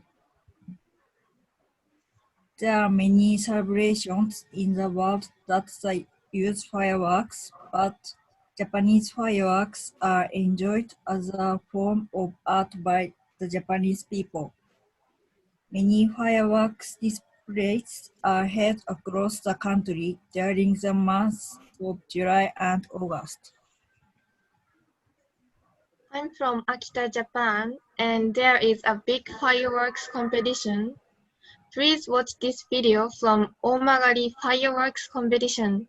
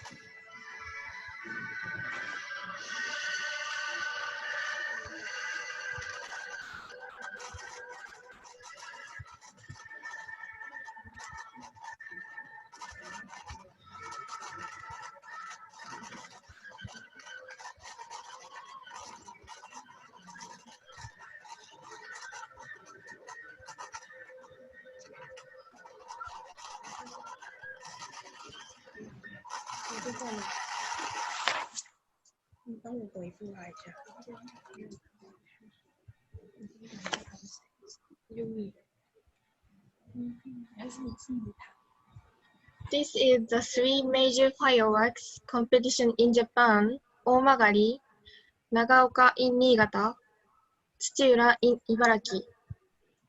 About 18,000 spectacular fireworks light up the sky in this competition. 750,000 tourists visit this competition every year. In addition, the best fireworks is awarded the Prime Minister's Award.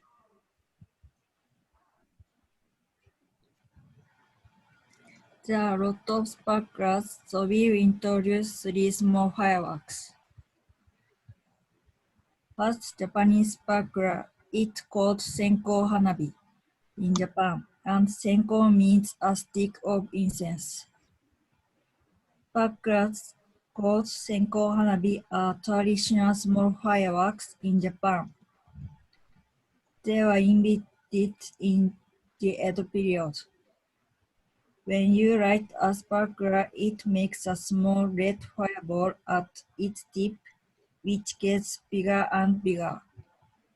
And it shoots out a lot of sparks that look like needles, like this picture. The fireball tends to go out easy. So Japanese people often compare who can keep the fireball going the longest. Second, Suzuki Hanabi. Suzuki means Japanese silver glass. As its name suggests, these small fireworks glow out like Japanese silver glass. This is the most standard type of sparklers in Japan. These are sold at convenience store and supermarket in summer. These sparklers changes color like this video.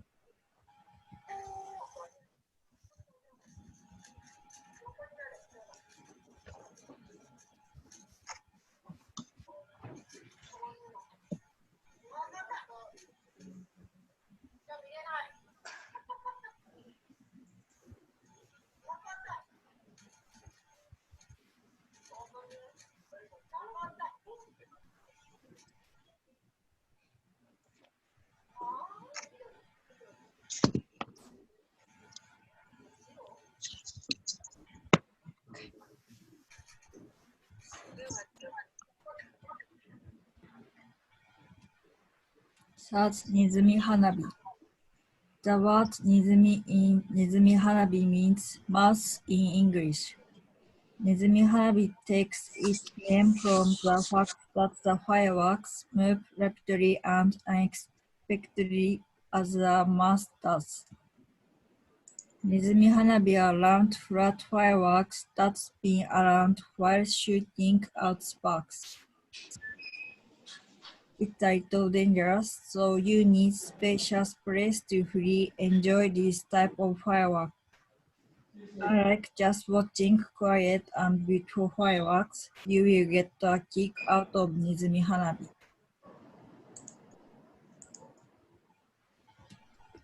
These pictures are taken by my friend. He posts a lot of pictures of Japanese landscape on his Instagram, so please check it. There are many other fireworks in Japan. Please enjoy Japanese fireworks when you come to Japan. Thank you for listening. Thank you very much. Thank you. And now let's welcome Risako from Japan University of Economics, Tokyo Shibuya campus. Yes. Hi. Hi. I'll show you my screen. Please Okay. wait. Okay.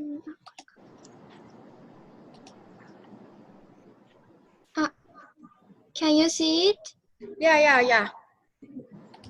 Yeah, you can share now. You can start now. Sorry. Okay. Wait a minute, please. My computer is lag. Strange. Yes. Okay. I'm talking about raw food. I'm Risako Mizuno from Japan University of Economics, Tokyo Shibuya campus.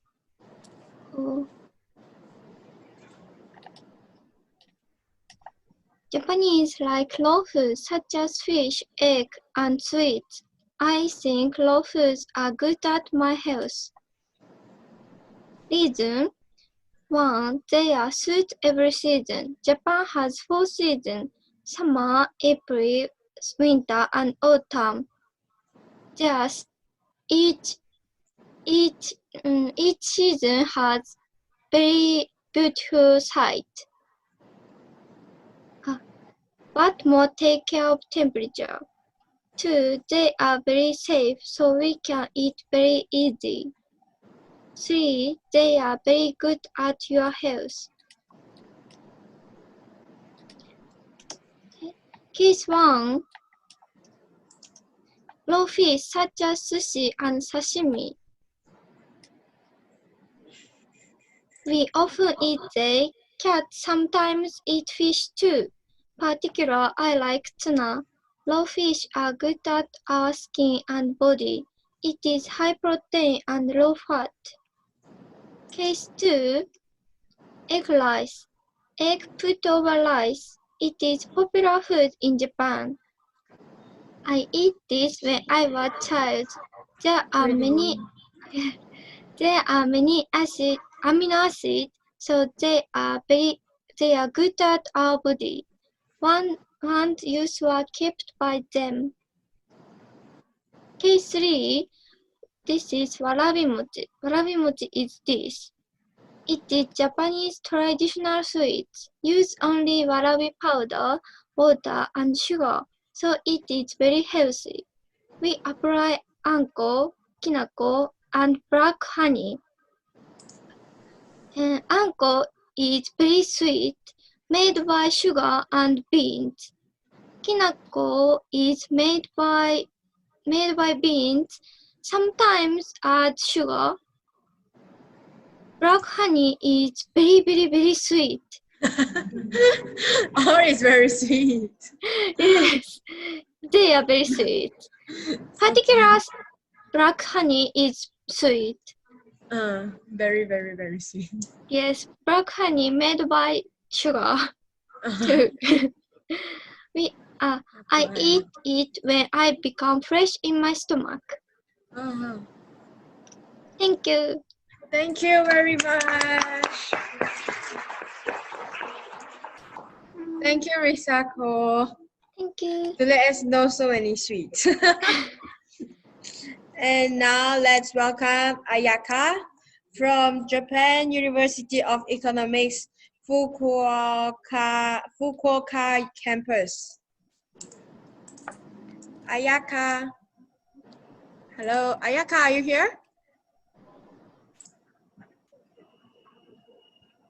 Ayaka. No. Never mind. And now maybe she's not online. And now let's welcome Yumi Miura from Japan University of Economics, Fukuoka campus. And she's gonna tell us about Thailand. I think because she's from Thailand, maybe? Yes. And Yes. Yes, you're from Thailand? Yes. Okay. Then To turn on the camera. Yeah. Oh, okay. Oh, it cannot turn on. You can't turn on? Yes, but I cannot share my screen too because You can see from the bottom. yes. You should open your your PowerPoint first. I cannot turn on. Your PowerPoint? Oh, okay. Yeah? Yes. Yeah. Now we can see you. Yeah, you can start. Yeah, you can start. Hello, everyone. Hi. I'm gonna present about the most special in my country, Thailand, Bangkok. And first, I will show you the video.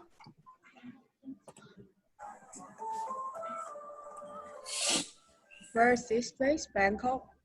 Yes. Bangkok Street.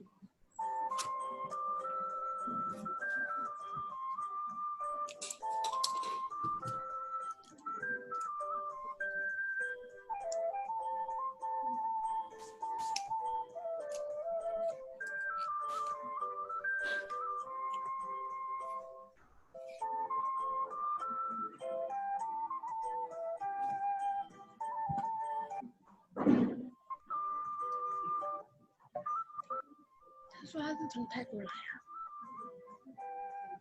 他是在日本。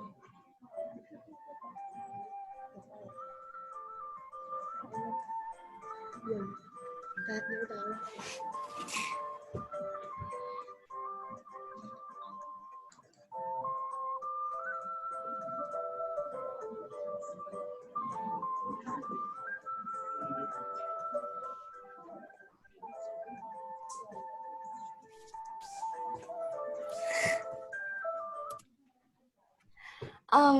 As you saw in the video, in Thailand we have so many temples. For example, Wat Phra and Wat Po, and the last Wat is Wat Mangkon. I don't know how to read it in Chinese, but it's Chinese temple. 龙莲寺. Yes. And I will talk about Wat Mangkon. Wat Mangkon is the largest and most important Chinese Buddhist temple on Bangkok, Thailand. It has celebration of a number of year-round events, including Chinese New Year and the annual Chinese Vegetarian Festival. If you want to go there, you can get MRT Wat Mangkon Station. The temple is outside the station. And next, I'm gonna talk about market. In market, for example, we have ตลาดนัดรถไฟ Train Night Market ตลาดนัดจตุจักร Week Market and ตลาดน้ำ Floating Market. I don't know how to read it. It's okay, it's okay. I will talk about ตลาดนัดจตุจักร Weekend Station. It's the market different than another market. You can go there in MRT Chatuchak station. In this market, they sell a shirt, a bag, a food like some tam in here, and Thai tea. I very love Thai tea, and animal too. Actually, another market, they not sell an animal, but this market and another market sell animal. They sell fish, cat, dog, hamster, and so on.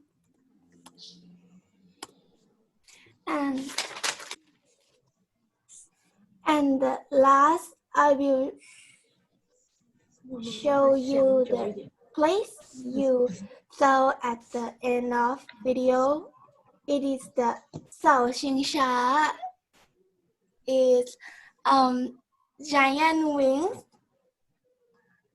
Giant wing is in some yacht station, and it was formerly used on old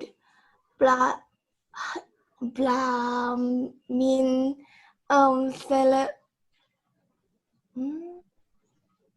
ceremony, and it's one of Bangkok's tourist action. Yeah. If you interested about Thailand or want to visit to Thailand, please call me or send a message to me. Okay. I will be the personal guide for you. Thank you for watching. ขอบคุณค่ะ Thank you so much. So can I ask a question? Yes. Are you studying in Japan? Yes. But you're Thailand? Yes. I'm half. So. Oh. So you live in Japan also? No. I'm born in Thailand and I study Japanese and Thai in Thailand. Interesting. But sorry. And now thank you very much for sharing. And now let's welcome the Pam Hui Xuan from National Chongqing University. And she's gonna share with us Vietnam.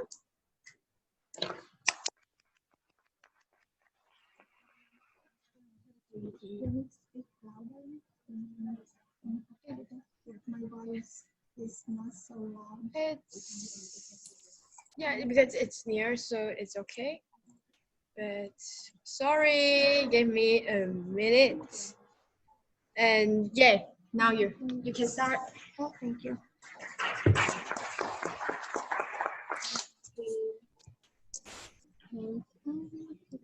Yeah. Okay, great.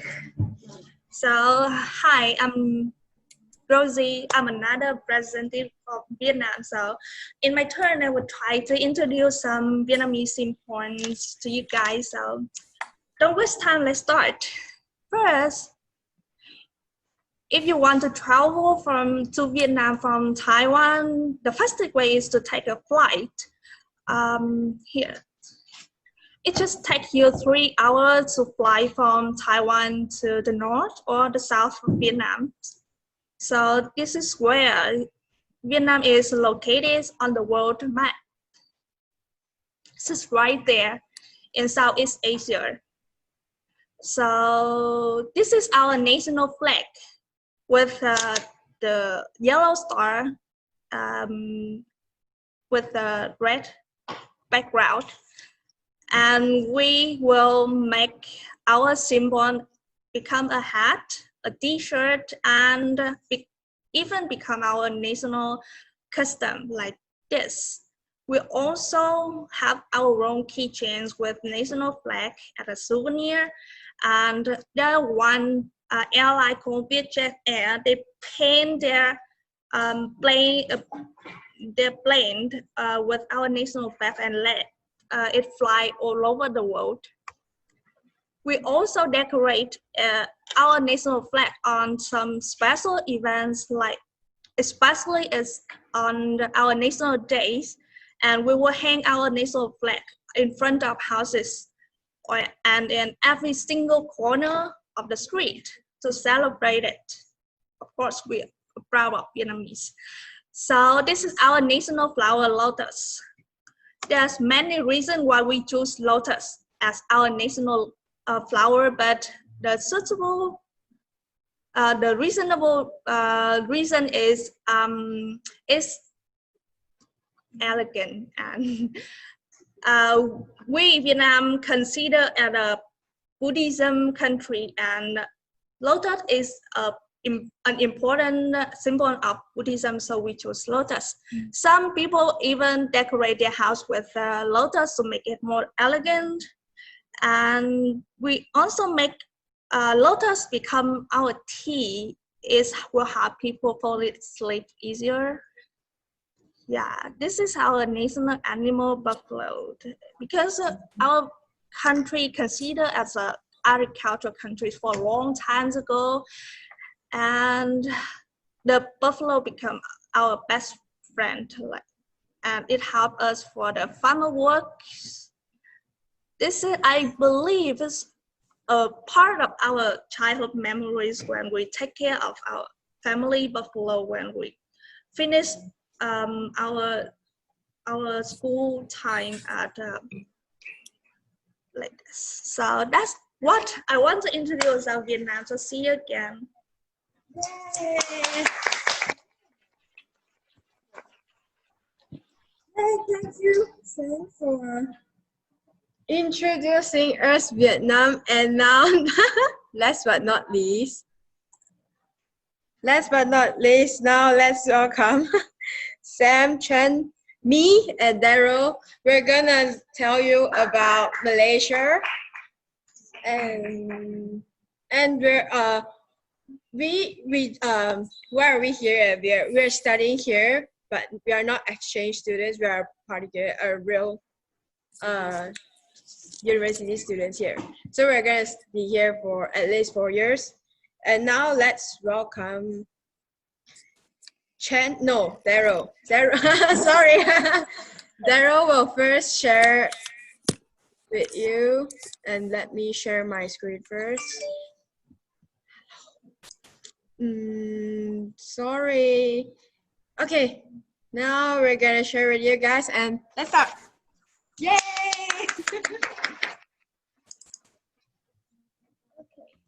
Hello.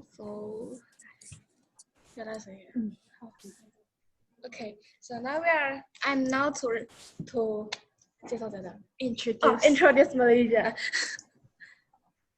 So this is the Malaysia flag. So the red one, you can see a red one, it stands for courage and perseverance. So white stands for purity and nobility. And the blue color is stand for unity, harmony, and the harmony of the people living together.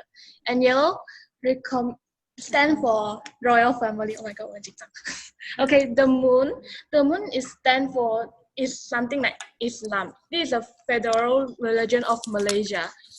And you can see the line there, the red and white there. It stands for the and also the star. Yeah,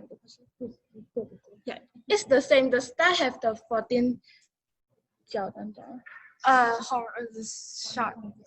pointed star, and also the line it has 14. So it stands for the 13 states of Malaysia and the federal government. So the Malaysia is located in Southeast Asia. It's got two parts of Malaysia, and it is west and the east. Okay, this is the state of Malaysia. So West Malaysia have Selangor, Perak, Penang, Perlis, Kelantan, Kedah, Terengganu, Pahang, Johor, and Malacca, and Negeri Sembilan. And East Malaysia only have two. That is Sabah and Sarawak. Now let's welcome Chen. Hello everyone. So it's my turn to introduce the Malaysian ethnic group. So we have three major ethnic groups in Malaysia: Malaysian, Chinese, and India. The three major ethnic groups. So the Malay is the largest ethnic group in Malaysia. They accounted about almost half of the above the total population. And the second one is Malaysian Chinese, second large ethnic group in Malaysia, about 25% of total population. And another, lastly is the Indian. They are the smallest of three ethnic groups, about 10% of total population. And first one is Malay. And on the left-hand side, you can see this is a Malay traditional wear. And the most important festival for Malay is Hari Raya Aidilfitri. It's a new year for Islam people. And second one is Chinese, that like me is Chinese people. Then our important festival is Chinese New Year. And the third one is Indian. So you can see it's usually the for like largest festival, there's an Indian they usually wear. Then their important festival is Deepawali. Besides our three major ethnic groups, they also have other ethnic groups such as Iban, Kadazan, and others. On the right-hand side, on the top, the first one is the Iban people. This is how their traditional wear, and the bottom one is Kadazan people. That is how they usually wear the traditional clothes. All right, next, welcome Winnie. Hi, I'm back. Now I'm going to tell you about food in Malaysia. And these two food, you can see that it's wonton noodles and dim sum. This is a food that come from Hong Kong. Yeah, it looks like Hong Kong. Hong Kong food, because in Malaysia, the food in Malaysia is mostly from different countries. So you can see that if you go to Malaysia, you can see that one street that's full of different type of food. And now it's more to Malaysian breakfast style, is that normally we'll have half-boiled egg and also kaya butter toast. And this is a very usual, local, easy breakfast. And you see the white coffee, you can see the cup actually is very small and it's a very traditional cup. And actually in Malaysia, I'll tell you more about it, is in Malaysia, if you call drinks, remember you have to say properly what drinks is it. Like we'll call Milo, and behind, if you want ice, if you want a cold drink, you'll say Milo pink. Please don't say Milo ice, okay?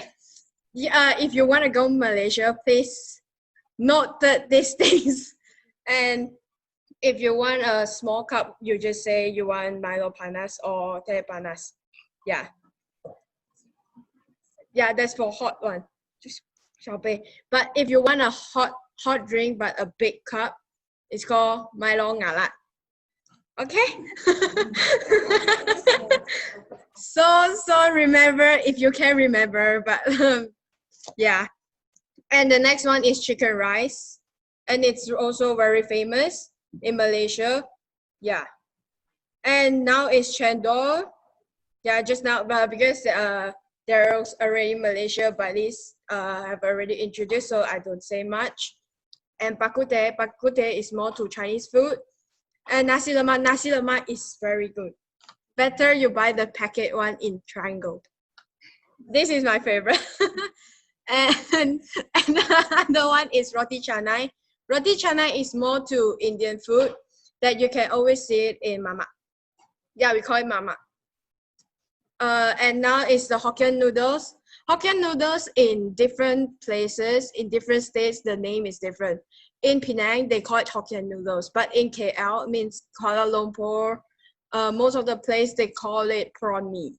So if you want to eat different, but in KL, in Kuala Lumpur, if you call Hokkien noodles, it's another noodle also. So if please look at the picture, call them to show you what is it only you call, okay? Please don't follow the name. And now satay. Satay is more to Malay food. And now because there's time, 要讲多一点吗? And so thank you for sharing. And this is all. If you want to know more about Malaysia, please find me. I can tell you more about language. Only language, not food.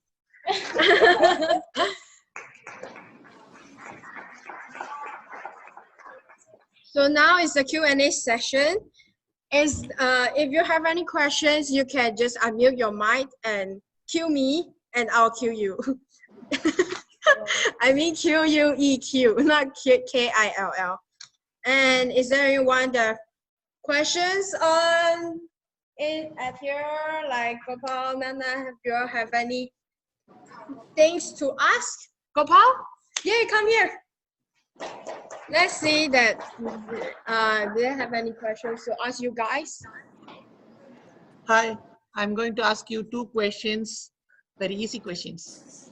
Okay, one, lotus flower is the national flower of Vietnam or India? What? Lotus flower is the national flower of Vietnam or India? Both? Correct. Yes. Yeah. Yes. Yeah?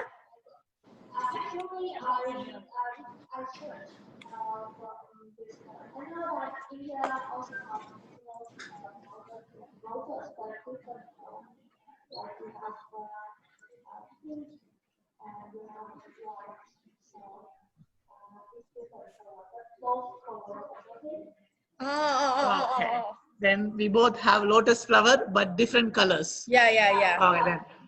My second question, Tamil language is spoken in Malaysia or Singapore or India? What? Can you repeat your question one more time? Tamil language is spoken in Malaysia or Singapore or India? All the three, yes. Oh, thank you for letting us know. And any one of you online that do you want to know more about any countries or more about other ones that you see just now, like me. Do you want to know anything more? Like Yumi, Risako, Andrew, are you online? You can just ask us anything like Malaysia. You want to know more about Malaysia? Yeah. Anyone? Anyone here, Taiwan buddies? Anyone? If no one, I don't know what to say. Okay, now if there's no questions, then let's welcome Peyton. Yay! So hello. Thank you for joining us again today, especially for those who were with us here last Friday for the perfect match activity, and then today you are here again to share about your country. Well, to us, we actually carry out this activity.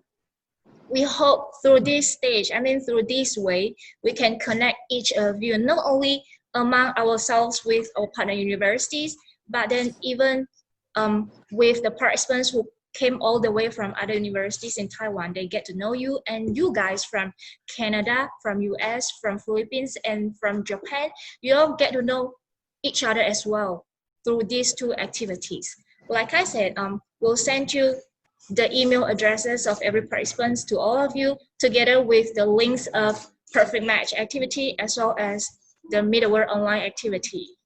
Yeah, so we truly hope that maybe we can get more chances in the future to connect, to link like within every one of us here. And with these two activities, with the email addresses that I provide you all, you can get to build the precious friendship online. Okay, so just write to the one that you wish to know more about him or her, and then yeah, this is the main purpose of our activity. So thank you again for joining us on last Friday and today. So that's all for today. Thank you very much. See you. Bye bye everyone. Bye bye. Yeah, thanks Wendy. He's really smart and very talented to be a host. Yeah. Okay. Oh yeah, she's single. Thank you. Bye bye. See you. Bye bye.